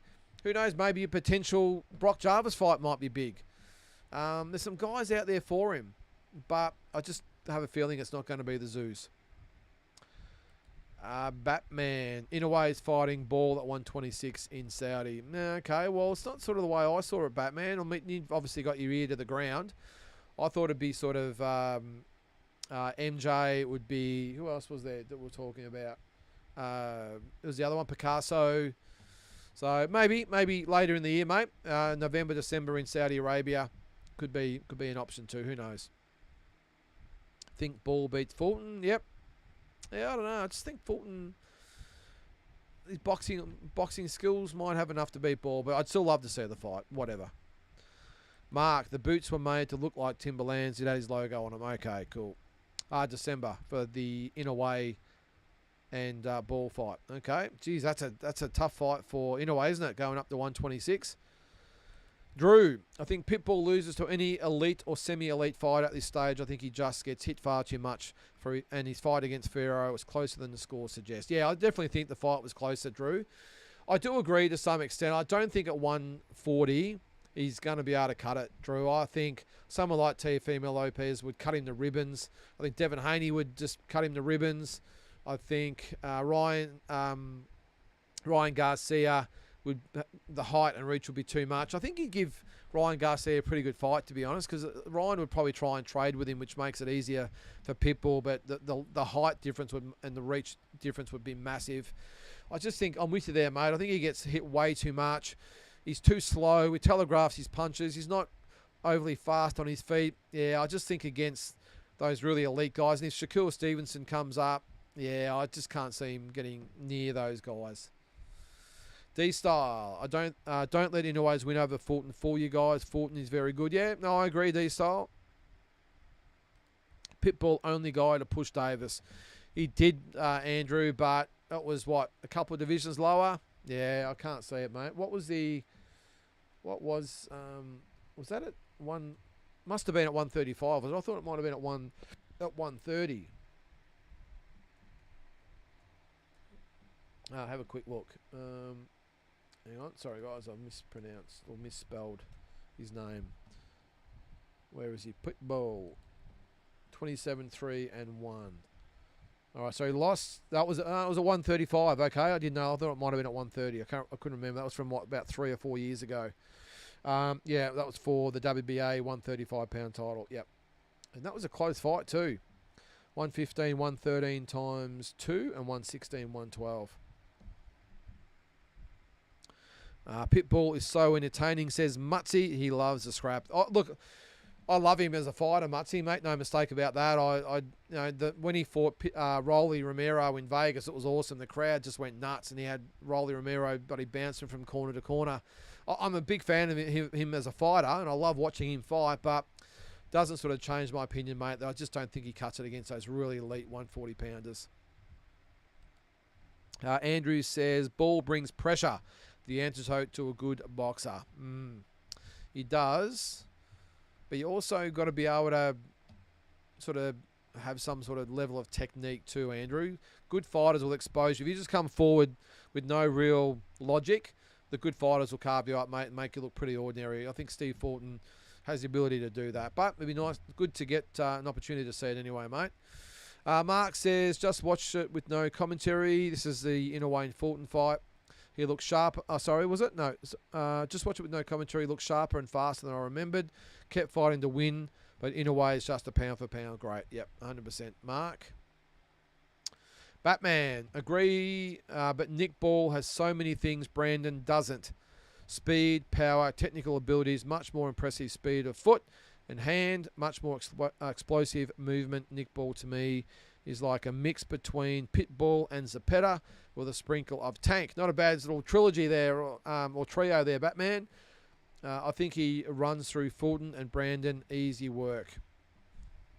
Yeah, look, I don't know. I probably don't share your enthusiasm for Ball, Batman. Oh, look, he's a good, tough little fighter. I don't know.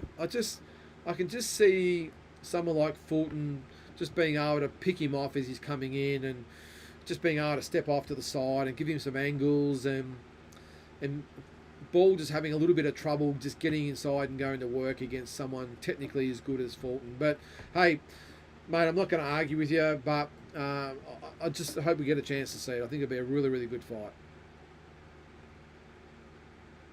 All right, Jules, 160 is perfect for Nikita. He's the most naturally gifted Zoo, and in my opinion, doesn't need to be cutting so much weight. I can't recall, has it been confirmed what weight Wilson Dib will be, 135 or 140. All right, well, let's have a quick look there, mate. Let's go to Box Rec. Take a drink there. All right, where are we? All right, what weight is it at? Does it even say? Liam Wilson. No, doesn't say. Okay. Is it? I'll go to the bout. No, doesn't say there either. Yeah, I don't know. Sorry, guys. Sorry to take up too much time there, but no, I don't know. Jules, doesn't matter. I think Wilson gets the win no matter what. No, I think it'd have to be 135. I mean, Liam Wilson's just coming up, and he'd be looking for a rating at 135. So I'm thinking it will be 135. I'm with you there, Jules. I don't necessarily agree that he's the most naturally gifted. I think before Tim started to get a little bit reckless, his boxing IQ was second to none. For me, Nikita just gets hit way too much. Way too much. It doesn't matter how talented you are. If your defense is no good, you're getting knocked out. So I hope Nikita stays on the domestic circuit for at least 12 months, maybe even 18 months, and tries to work on those deficiencies. All right. What's that? Mark says, it would be funny if Downey KO's Ball. Would Inoue want to move up for Ball and Fulton anymore? At least Espinoza there, though. Yeah, I don't think Downey's doing anything against Ball, Mark. I think that is pretty much easy pickings for Nick Ball. I think he stops Downey. And, yeah, we'll see what happens with Inoue after that. But, yeah, I think he makes easy work of TJ Downey. All right, Batman. Canelo is an all-time great. Pleasure to watch his career. Another one of those fighters, Batman, that I think once he's gone, we're going to miss. We're really going to miss him. And as much as we all used to, I didn't get it, I didn't do it, but a lot of people got stuck into Floyd Mayweather. I think we missed those massive big events. We missed the 24/7 episodes. The only thing I don't miss is this whole comparison to Floyd Mayweather, where we've got to be undefeated. That's the only thing I don't or didn't like about Floyd was his whole emphasis on the undefeated record. I wonder how he would have went now that if he was in the current day with the Turkey Al Sheikh situation, whether he would have sort of become part of the Turkey Al Sheikh show, because Floyd always liked to be his own man, always liked to call his own shots, but he also liked the green, and he wouldn't have made as much as, or maybe Turkey Al Sheikh would have made him even more money than he got or than he had or earned. So it's an interesting one. All right, Batman says Jai would stop Benavides. Yep. Tony says Canelo Benavides, it's the same as Tim versus Rafa levels. I'm with you there, Tony. And a shout out to Nick Noonan if you're watching, mate. Speaking of levels, Andrew says Canelo not a light heavy, only good light heavy he fought, he lost. I think Canelo would pretty much beat every other light heavy part. Well, Better B is obviously arguable. Yeah, I mean, the only good light heavy 40. He also beat, what was his name, the Russian, the Crusher. So look, he was a good fighter. I'm not so sure he turned up in his best physical and mental condition, the Crusher, but Canelo did get the job over him and won a version of the belt. Let me just have a quick look about that, by the way. Where is he? Where is it? Alvarez. Where are we? Saul. Sorry, don't type in Canelo. Type in Saul. All right, so we beat him. What year was that? Was that where was it? Sergey Kovalev, of course, the Crusher. That was for the WBO light heavyweight title. Was it for the WBA as well? I can't remember. Doesn't say it here anyway. So that was at 175. I don't think you can take too much away from him, Andrew. Sergey Kovalev was 34-3 going into that fight, and was coming off a win over Anthony Yard. So not a bad resume. Anyway, we'll move on. Batman, Jai puts people out. Benavides will be another if he goes to cruiser. Tend to agree there, Batman. Jules, Benavides is a medical marvel. How a professional athlete can train and compete at such a high level and still be so soft around the belly. Yep, you're right, mate. Eminem, Nikita versus Kamakayo. It won't happen, Eminem. Well, hey, it might happen now. I'm about to say it was never going to happen because Kamakayo, with his relationship with the Zoos, especially running the academy, maybe it might be on the table now.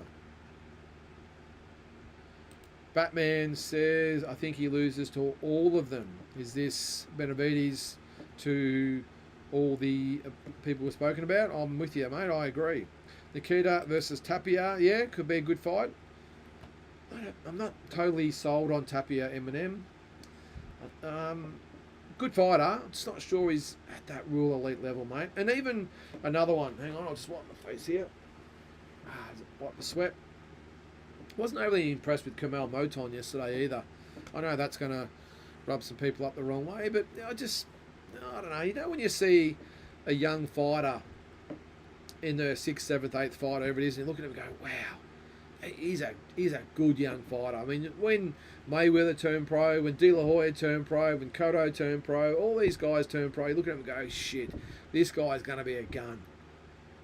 I looked at Kamel Moton yesterday and went, I know he's had a lot of, I've seen only a couple of his fights, but I was looking at all the build up to the fight. This guy's going to be the next superstar and world champion, and Floyd Mayweather's behind him, and he's going to be this and that.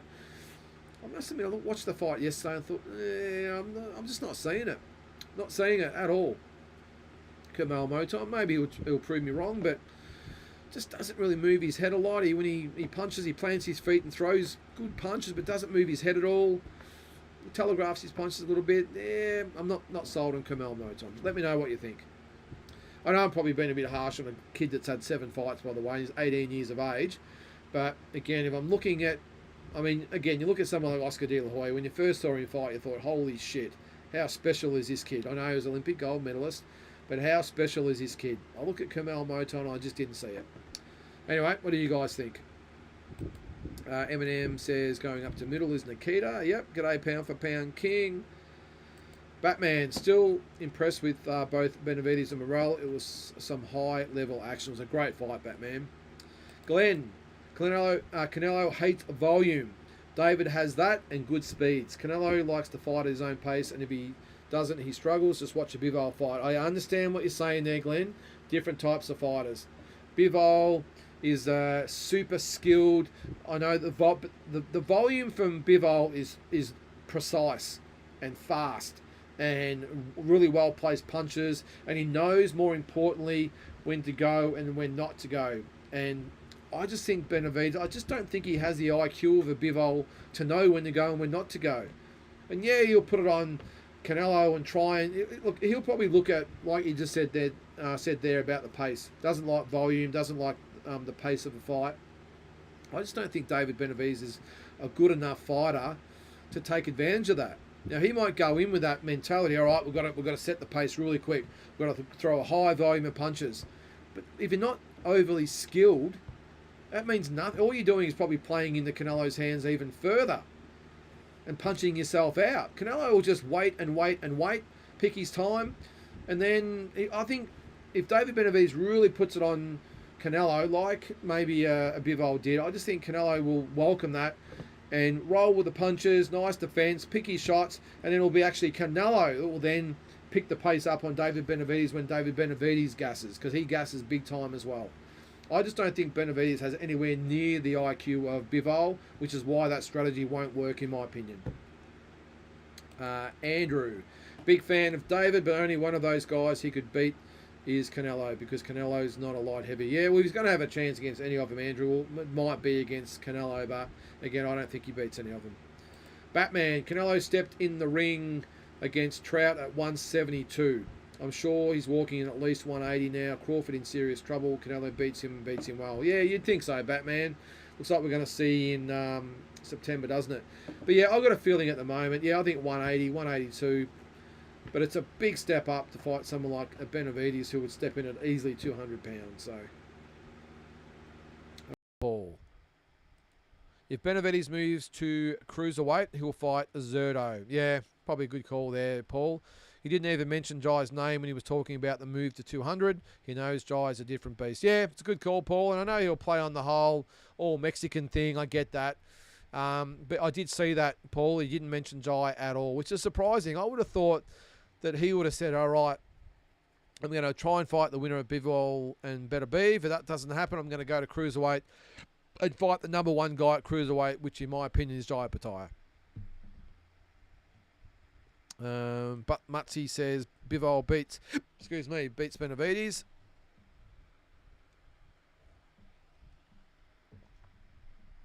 Batman says Tim stops Mick in a couple of rounds. Levels. Batman also says, call me crazy. I think Tim beats Fundora and Murtazaliev given the opportunity. Yeah, definitely against Fundora, you would say 100% a chance, Batman. And I'm not going to call you crazy for Murtazaliev, because who knows? Who knows if Tim went in there with a totally different mindset than what he did last time. He just thought he'd go in there and just take Murtazaliev out and paid the price. Who knows what would happen if Tim actually went in there and boxed very, very smart and conservatively for the first few rounds against Bakram Murtazaliev and had a real good look at him. Well, he knows what he's up against now, so he wouldn't need to do that. And just fought a smarter fight. Well, we don't know. I personally don't think, I know this again, you might call me crazy, I don't think Murtazaliev is anywhere near as good as what he showed against Tim. I think he would get exposed against some of those really good other 154 pounders. I just think he did his homework against Tim, really planned very, very well, just waited for the opportunity and threw that left hook and boom, all over. And after that first knockdown, you may as well put your glasses down right there and then, because Tim was never going to recover from that. Is that Alumni 12? How are you there, mate? Canelo's trainer Eddie Reynoso was in attendance and watched the fight. Never done that. I think the fight is coming. Yeah, not a bad call there, mate. Could be a nice observation there. You never know. Well, apart from Crawford, there's not much there for Canelo. It's a good point. Really good point. Motorsport. I'm a big Benavides fan. Canelo's tough. I will pay $80 to watch that fight. I'll be backing him. Could be wrong. He's old. He's an old school banger. He is, mate, but that's not going to be enough to beat Canelo, in my opinion. Batman, Eddie Reynoso was watching Canelo's sparring partner. Oh, yeah, okay, the middleweight, Yolenis Hernandez, looks like a bad man, will win a title at 160. Given the chance, I've got no doubt he's 7 and 7 KOs, but was elite. You are right there, Batman. Hernandez has been Canelo's sparring partner. I think he might have done a quick interview, Batman, and he did say he was there to watch Hernandez, but maybe he was also there to look at the winner of Morale and Benavides. I was about to say Benavides. Sorry, guys. So maybe he is Cuban and vicious for sure, Batman. Cubans and the Chechens, just bad dudes. Andy, I don't really pocket watch fighters, but I admit I was shocked at the pre-fight presser when Benavides accused Morale's manager, DeCubis, of getting a bigger cut than Morale the fighter. Terrible if true. Yeah, if that is the case, Andy, and I know in the post-fight press conference, that's what DeCubis was upset about, because he kept saying to Benavides, "Don't call me a liar," but there's a time and place for that. There's a time and place, and that wasn't the time or place. So, just an absolute dickhead, Andy, that DeCubis. What an idiot. Kane Mack, it's a chicken palmy in South Australia and the rest of the world. Yeah, but South Australia, mate, they do things backwards over there. Even with the drinks. Everywhere in Australia, you've got a glass, you've got a pot, you've got a schooner, and you've got a pint. South Australia, their pot is a schooner, the schooner is a pint, and the pint is a jug, is it? Whatever the hell it is, but it's backwards to the rest of the country. Sorry, Kane. South Australians are backwards, mate. No wonder they're half an hour behind everyone else. G'day to all our South Australian viewers out there as well. I'm a Victorian. I'm allowed to pick on South Australians. A bit like New South Wales and Queensland. All right, Batman.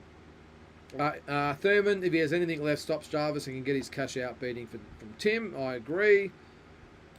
Cal, boxing and all this talk of ducking one belt, each weight division should have a fight.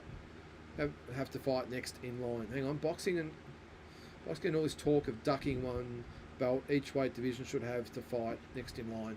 Yeah, look, in a perfect world, Cal, and I did say this in one of the walking boxing episodes the other day, that how good would it be to have all four organisations come together? We're not saying they've got to merge. We're not saying they've got to do anything. They can continue on the way. However, if we get a unified champion, they get a unified belt that is made up of all the four major belts. In some way, maybe it's a green belt with the IBF thing on the front. Maybe it's the WBA pictures on the side. Maybe it's something to do with the WBO as well in there as well. But make it a unified belt, so the unified champion, so this instance at the moment, in a way, he gets a unified belt that's made up of all four organisations. I'm sure it couldn't be that hard to do, surely. But anyway, I'm with you, mate, I agree. Why do all Phoenix fighters leave him? Well, sometimes, Andrew, fighters go to a trainer because of their reputation, and the reputations don't get much bigger than Jeff Fennick, do they? So maybe they go to him for that, and then maybe they realise that, okay, great fighter, but maybe not really bringing out what I need him to in me as a fighter. Lots of different reasons, Andrew. I don't know. Sometimes it's over silly things. Sometimes fighters just need to move on and have a different voice in their ear. It's as simple as that. All right, Tony. Fair to say Julian Holland is a premier boxer out of Bendigo, even though he beat my man Stephen Marks a long time ago, but we all went home disappointed. Yeah, good stuff there, Tony. Batman, honestly, I do feel that Tim and his team felt they could beat anyone at 154 at any time. I have no issue with him taking the Fundora fight. No doubt they thought, and it looked like it was easy work. Yeah, that's what I said, Batman. Maybe they've just backed themselves and thought we can get this job done. Carl says, what's that there? Tim won't fight MZ. No Limiter said MZ gets 3 fights. Yeah, could be the point. Well, look, end of the day, when it comes to someone like Tim Tszyu, no one tells him what to do. So No Limit could probably come to him as many times as they want to say, hey, mate, this is the big fight. You're going to help us out if you give us a big fight. Tim doesn't need to answer to No Limit. If No Limit and Tim had a fallout, well, there's some other promoters that happily take up Tim Zoo. So he calls all the shots. So he's just said he doesn't want to fight in Zarafa, and that's going to be it. Batman says, no, Glenn would have said that to Tim. Tim was in that mode where he felt, and we felt he could beat them all. Yep, it's a good call, Batman. Vincent. Definitely think Matt Rose and Glenn Jennings deserve big flack for allowing Tim to be interviewed after the fight. Still clearly in Wonderland. Terrible look. I do agree with that, Vincent. That should have been an opportunity for maybe Glenn as the manager to step in, even if Tim's saying no. Well, maybe the television mob have come in and maybe they've asked Matt Rose, and Matt Rose has said, okay, yep, no drama. Glenn Jennings, and Tim might say, oh, yeah, whatever. But Glenn Jennings should have stepped in and said, Tim, no, mate, I don't care what you say. I don't care what Matt Rose says. I certainly don't care what the broadcasters say, mate. I've got to put my arm around you and, and pull you back in. You're not going out for an interview. But we don't know the full story. Who knows? Maybe Glenn Jennings wasn't in the room. Maybe he was out doing something and maybe they've just wheeled him out. Who knows? But I do agree that he shouldn't have been interviewed after the fight, 100%. Joseph, what do you think of Dib Wilson 2 card? The card itself's not bad, mate. Just quickly. Where was it? So yeah, so Jalen Tate, John Manu, love that fight, Joseph. I think that's going to be a ripper. I think that will be the fight of the night, if I'm being honest.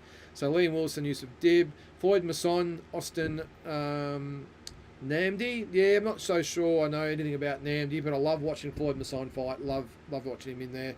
Vegas Larfield, great young talent. Jack Bowen against Shagliev, is it? 9-1-1. Nicola Costello, Brianna Harris. I'm not so sure about those guys. Yeah, solid undercard, Joseph. I think, look, it's free. So, mate, I love it. And the fact we've got Wilson, Dib 2, and Jalen Tate, John Manu, and Floyd Masson on that card, and throw in Vegas Larfield and Jack Bowen. Great card, mate. Jules, good point. Maybe roll the dice is the point. This is for Brock at 27. Young in life, but Brock has had a lot of fights. Fail fast and move on to something else if the boxing doesn't work. Yep, good call there, Jules. Peter, how are you there, mate? I think Benavides is the best light heavyweight on the planet. Opatai versus Benavides, what a fight. And the way Benavides fights, I think Opatai sleeps him late. I'm with you there, Peter. Batman, the beating Ramos gave Spencer was potentially career-ending. Watched it back the other day. Spencer dead in the corner, left him in for far too long. Yeah, I agree there, mate. He did touch him up, didn't he? Ramos is a good fighter. Yeah, Ramos is using his head and body as a heavy bag for 30 minutes. Peter, I don't think Tim would walk out the ring versus Thurman if he's 80% of the fighter he was at his best. Yeah, it's a good call, Peter. A lot of questions about that matchup, isn't there? Bacon and eggs, how are you, mate? Welcome to you. Tim will wash Thurman, says Batman. Peter, 100% no limit. Want the Zoos a Rafa fight, and they're all about the money, and the big paydays are running out. Tasman are now the big boys in town. Yeah, well, it's a good call too, especially being aligned with Matchroom, Peter.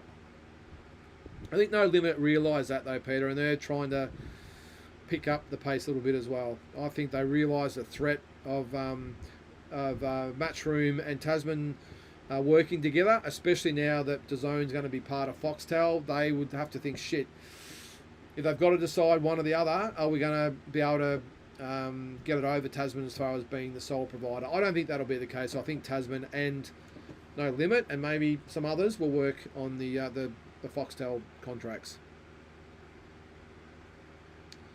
What's that? Ryan absolutely KOs Pitbull. Easy money. Pitbull is devastating for 2 rounds though, but slows down quickly, he does. Zarafa versus Mikhailovic. That would be a flogathon, says Sean. I like that. It would be. I didn't mention that before. That'd be a ripper fight. That'd be a repeat of the Hardman fight, I think. The build up to that. It'd be pretty entertaining. Right, we'll scroll down. We've only got about 15 minutes to go. Pitbull, very exciting. I don't see him beating the best. I think Ball, says Batman, is more than Fulton. It will be in a way that ends Ball. Too much crazy power and skill for anyone at 122 or 126, in my opinion. Yeah, well, it's hard to see anyone beating in a way, mate, isn't it? And you just get the feeling the way Nick Ball fights. Yeah, it doesn't spell a great outcome for Nick Ball when he just marches straight ahead. What's that? Tom's dad. How are you, mate? Good young crop coming through at 154. Ramos Jr., Xander Zayas look to be the future. They do, mate. Some good fighters in that division. I won't go through them all at the moment, but just a few of them. Yeah, Zayos, Ramos. Who was the other one I was looking at the other day? Anyway, there's a few good fighters there, mate. Batman says, Tim is much more skilled than Nikita. In my opinion, Nikita is very exciting offensively, but isn't nearly as polished as Tim. I agree there, mate. What's up? Binge on your older content. Especially love the Fennec Nelson fast with Jeff's commentary. Also the Lester Barry War. Great stuff. Thanks, Dennis. Yeah, I still want to get back to that sort of stuff, but I just haven't had the time lately. At the moment, all I really can do is the walking boxing and the talking boxing, mate. So I've just got a lot going on outside with my business and everything at the moment. A lot of things happening. So, but I will get back to that, mate. But yeah, we used to do the dream fights, the classic fights, all that sort of stuff, mate. I think hopefully we've improved a little bit since those days. But I'm glad you like the content, mate. Very happy. I was able to watch Canelo live versus Jacobs and Kovalev. Amazing nights. The three best fighters I've seen live in no particular order. Mayweather, Canelo, in a way, all three was just different to watch. It's a good call, Batman. I haven't seen in a way live. I would still have to say, yeah, Pacquiao would be the other one for me. Mayweather, Pacquiao, and Canelo. Seen them all live. Drew, given that it looks like Zerto has to face a mandatory next, who and when do you envisage Jai fighting? Envisage Jai Pattaya fighting next? Well, you look at the ratings there, mate. At the IBF, so Jai Pattaya. Well, Shinkara's out for an extended amount of time. The next one is Michael Sheslak. Never heard of him, to be honest, mate. So that you think would be the next logical one, but who knows? Maybe Riapor, Mastanak, good opponents. Jai will want a good opponent. Unless the IBF say you must fight Sheslak, I think he'll want to get a scalp. And whether that's Mastanak or Riapor, he's already dealt with Massey. They're probably the only two big names sort of left in the division, mate. Maybe, who was it? Billum Smith. Who knows? Jules says he apologises. Naturally gifted. I meant athletically gifted. Okay. I think he's the most naturally gifted physically, if that makes sense. Yeah, he's definitely a specimen, Jules. He's a big unit upstairs, isn't he? He's got massive shoulders. Mutzi says, I thought Bivo won the last fight against Beterbiev. I reckon he'll win the next one. I'm with you, Mutzi. I thought he won the first fight too. Batman says, Mayweather putting their all in the Moton. He looks sharp, but the step-ups will tell us how good he is. I hope so, Batman. I don't want to lay the boots into an 18-year-old, but I just didn't see anything yesterday that I looked at and went, wow, this kid's got something special. Just couldn't see it. Pound for pound, King agrees. He says they're overselling Moton. Yep. William G, hi there, mate. Really enjoyed the fights on the weekend. Really love to see an exciting up-and-coming fighter coming through with all the talent and skills. Did you see Kamal Moton early in the day? We'll have my say about him. Yep. Yeah, Batman. Munguia has great volume. Didn't matter against Canelo. There's a great point there, Batman. Look at someone like even Triple G. The pressure and the amount of punches he tried to throw didn't mean anything against Canelo either. Yep, Canelo is a counter-punching master. 100%. Jack Max, how are you, Jack? Wilson Dib will be a cracker and look for Billy to cause some drama. Yeah, well, we'll see.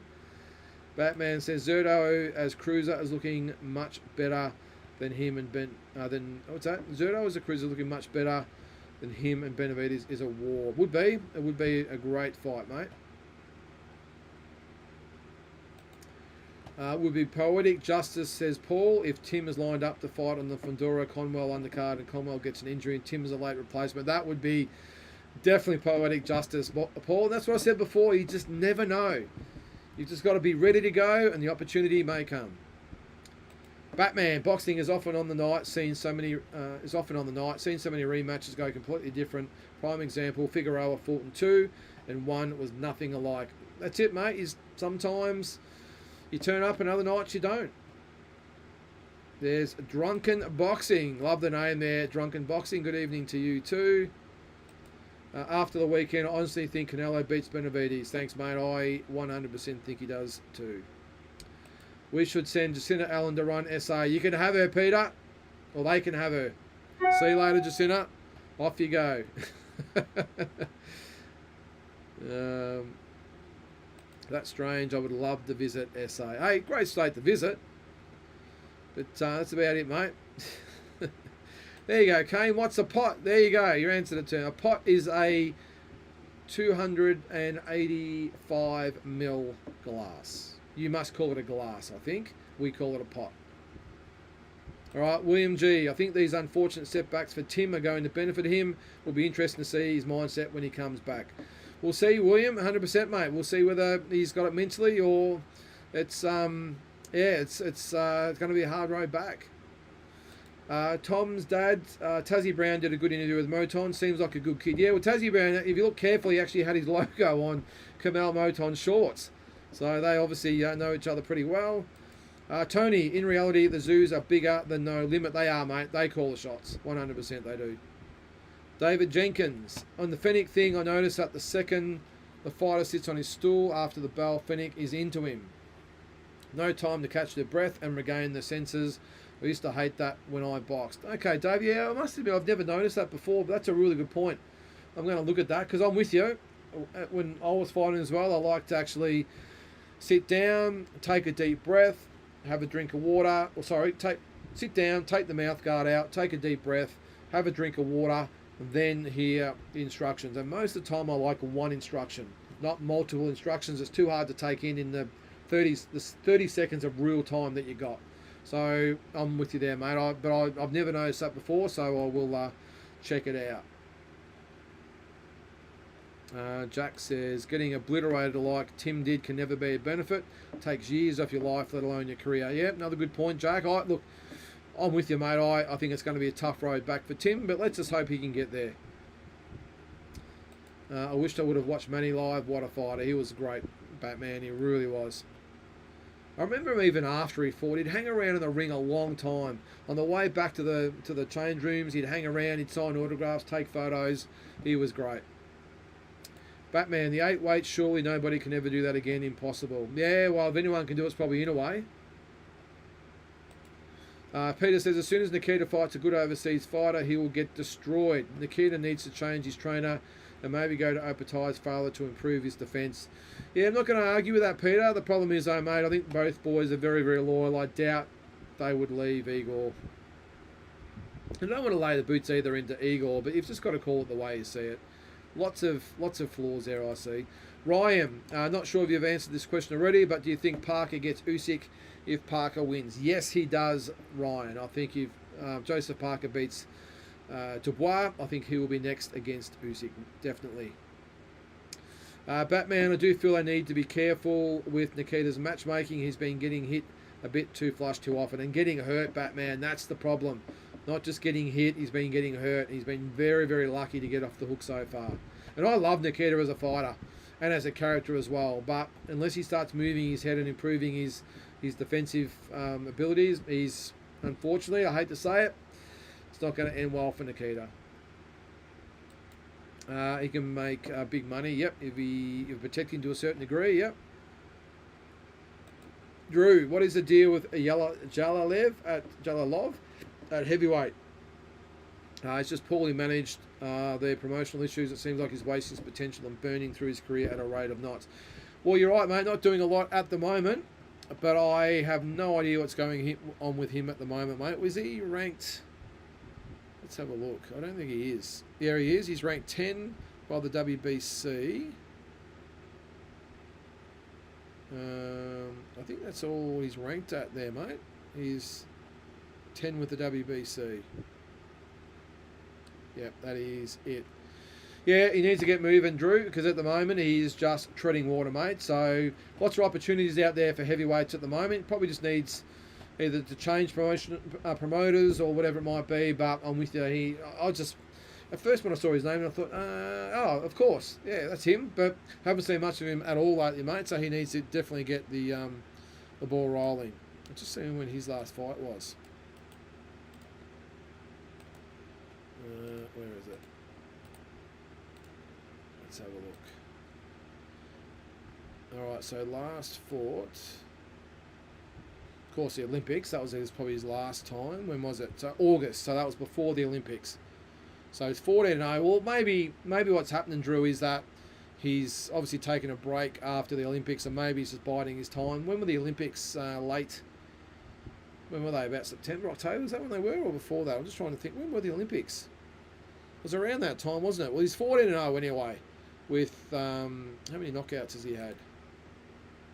14-0. Doesn't actually say how many knockouts he's. Oh, hang on. You can switch, can't you? You can switch from his amateur to his pro. Box pro. There it is. 14-0, 14 KOs. So yeah, all right. Actually, when did he have his last fight? That was maybe the amateurs I'm looking at there. Well, they don't actually have his pro. Oh, look, I don't know. I've been caught with this before with that. All right, so his last. Sorry, I'm asking when the Olympics were. Of course, they were his last fights. Sorry, guys. So 1, 2, 3, 4, 5. So hasn't had a pro fight for a long time by the looks of things. No, that's his amateur. All right, I'm giving up on that. Sorry, Drew.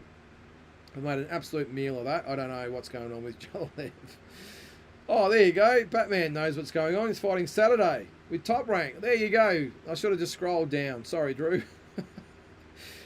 Pays to read the comments. Jacinta said you can lend her $10. Did you hear she has signed more contracts without anybody having any idea what is going on? I don't want to get into political stuff. Peter, we've got about 5 minutes to go. Let's just get through it, mate. All right. Peter, Opatar is too loyal because he sleeps Parker, who is staying on Jai's good side. I think you never know, though. But look, you got to remember the Pacific Islands are a very close-knit community. I sort of get it. But maybe money talks, and because Parker and Dubois actually get along quite well together as well, and they seem to have, they're going to lock horns, aren't they? So, yeah, I don't know. We'll see what happens there, Peter. A little bit of water to go on the bridge before that takes place, you would think. Jules says, we saw glimpses of Nikita's new style in his last fight. Expect his defence to improve significantly when his fitness catches up. Yeah, another good call there, Jules. Jealous of not being Victorian due to the opening of your knockout lounge. It sounds awesome. Best of luck. Thanks very much, Drew. Yeah, the KO Lounge, all the big fights. We've got 3 big screens, and we've got a 98-incher and 2 85 inches as well. And it'll be custom made or tailor made for all the fight fans, Drew. So it should be good. Let's just hope people turn up. Jalalov also could have fought on the Fury Usyk 1 card but refused to train for gold. Yeah, that's probably fair enough. I think the only addition the Zoo camp needs is solely a good defensive trainer. No change, just an addition. Yeah, that's, as I said, William, maybe Igor does stay in the camp. Maybe he still might even be the head trainer. But they need to bring someone else in. It's just lacking that 4th person. They've got the cut man, who I don't think did a bad job. I just think it was one of those things. The stool person, anyone can sort of do that. They just need a defensive-minded, like you say, good defensive coach. And maybe it's not even being in the corner on fight night. Maybe it's just someone to work with who we could maybe get some tips off. Maybe we could go and spend a month or something with Floyd Mayweather, one of the best defensive fighters ever, just to maybe get a second opinion. All right, Batman, he did. This is Yellow did the Olympics again, but surely he could have ironed out someone that night also. Yeah, maybe. Bring in the Uzbek coach who's just produced 6 gold medals. Surely he's a boxing genius. Yeah, good call. Dean, how you handling the heat? Not well there, Dean. I'm a bit sweaty, mate. It's about 35, 40 degrees in this room at the moment. You can probably see the sweat on the forehead there. I'll get through it though, mate. Jules, Yellow I've asked for as a pro in November 23. Thanks, mate. You need to add a second. You had to add a second. Oh, you need a second to update box rec. Yep, cool. A couple more comments before we go there, guys. From Ryan. Parker and Usyk is a better fight in my opinion, purely because we haven't seen it. I like it, Ryan. I'm hoping like crazy that Joseph Parker beats Daniel Dubois and we get that fight. I'm a big fan of Joe. Really nice guy. And I think he deserves it. He deserves a crack at Usyk. I think he's done things the hard way. 2 great wins in his last 2 fights. I'm really hoping he beats Dubois. And if he does beat Dubois, he would have been coming off wins over Zhang, Wilder and Dubois. Very, very good resume to get the fight with Usyk. And obviously he'd have the IBF belt around his waist as well. Batman, 98-inch. Damn huge. I've got a 75 and people think that's a big TV. Well, in a big room, Batman, you need a big TV. And one of my mottos, mate, is you're going to do something, you do it properly. Can't have people turning up for a big fight and we've got a 75 or 80 inch screen, whatever. Good in a house, not so good in a big room, mate. So the big 98, it's a massive TV, fair income. It is huge. But I want to make an impact. I want fight fans to go, you know what, well, it's not just a venue we can go watch it at. Let's look at this joint. You know, I've got to watch it on the massive big screen, all the sound system and all that sort of stuff. It's going to be pretty cool anyway. All right, Peter. Tim needs to go to America and get a decent coach like a Garcia. I don't know how they do it, Peter.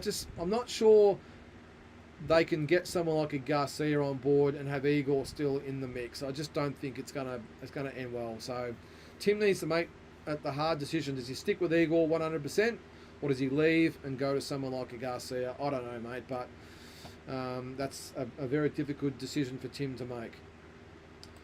So Dean, projector here. It's like being at the theatre. Yeah, I used to have a projector, Dean. They're awesome. Just sometimes in a pub environment with the lights being on, that can really distort things. Good in a dark room, but in an area where it's got to be sort of lit up a little bit. You can't have a totally blacked out room. People are tripping over and everything else. It's a bit of a hazard. So it's got to be a lit up room, and that's where the big screen TV will come in handy, mate. But I'm with you. I've had projectors and they are awesome. All right, guys, I think that is going to do it for tonight. It's right on 9 o'clock at the moment. As always, it's gone super fast. And again, as always, I really thank every single one of you guys and girls for tuning in. Make sure you watch Walking Boxing every single morning. Even with the heat, it's great to get out there and record and have you guys comment on it and correct me where I need correcting. It does happen occasionally. But as always, guys, really happy to have you along. And look forward to seeing you next week on Talking Boxing. Have a great week.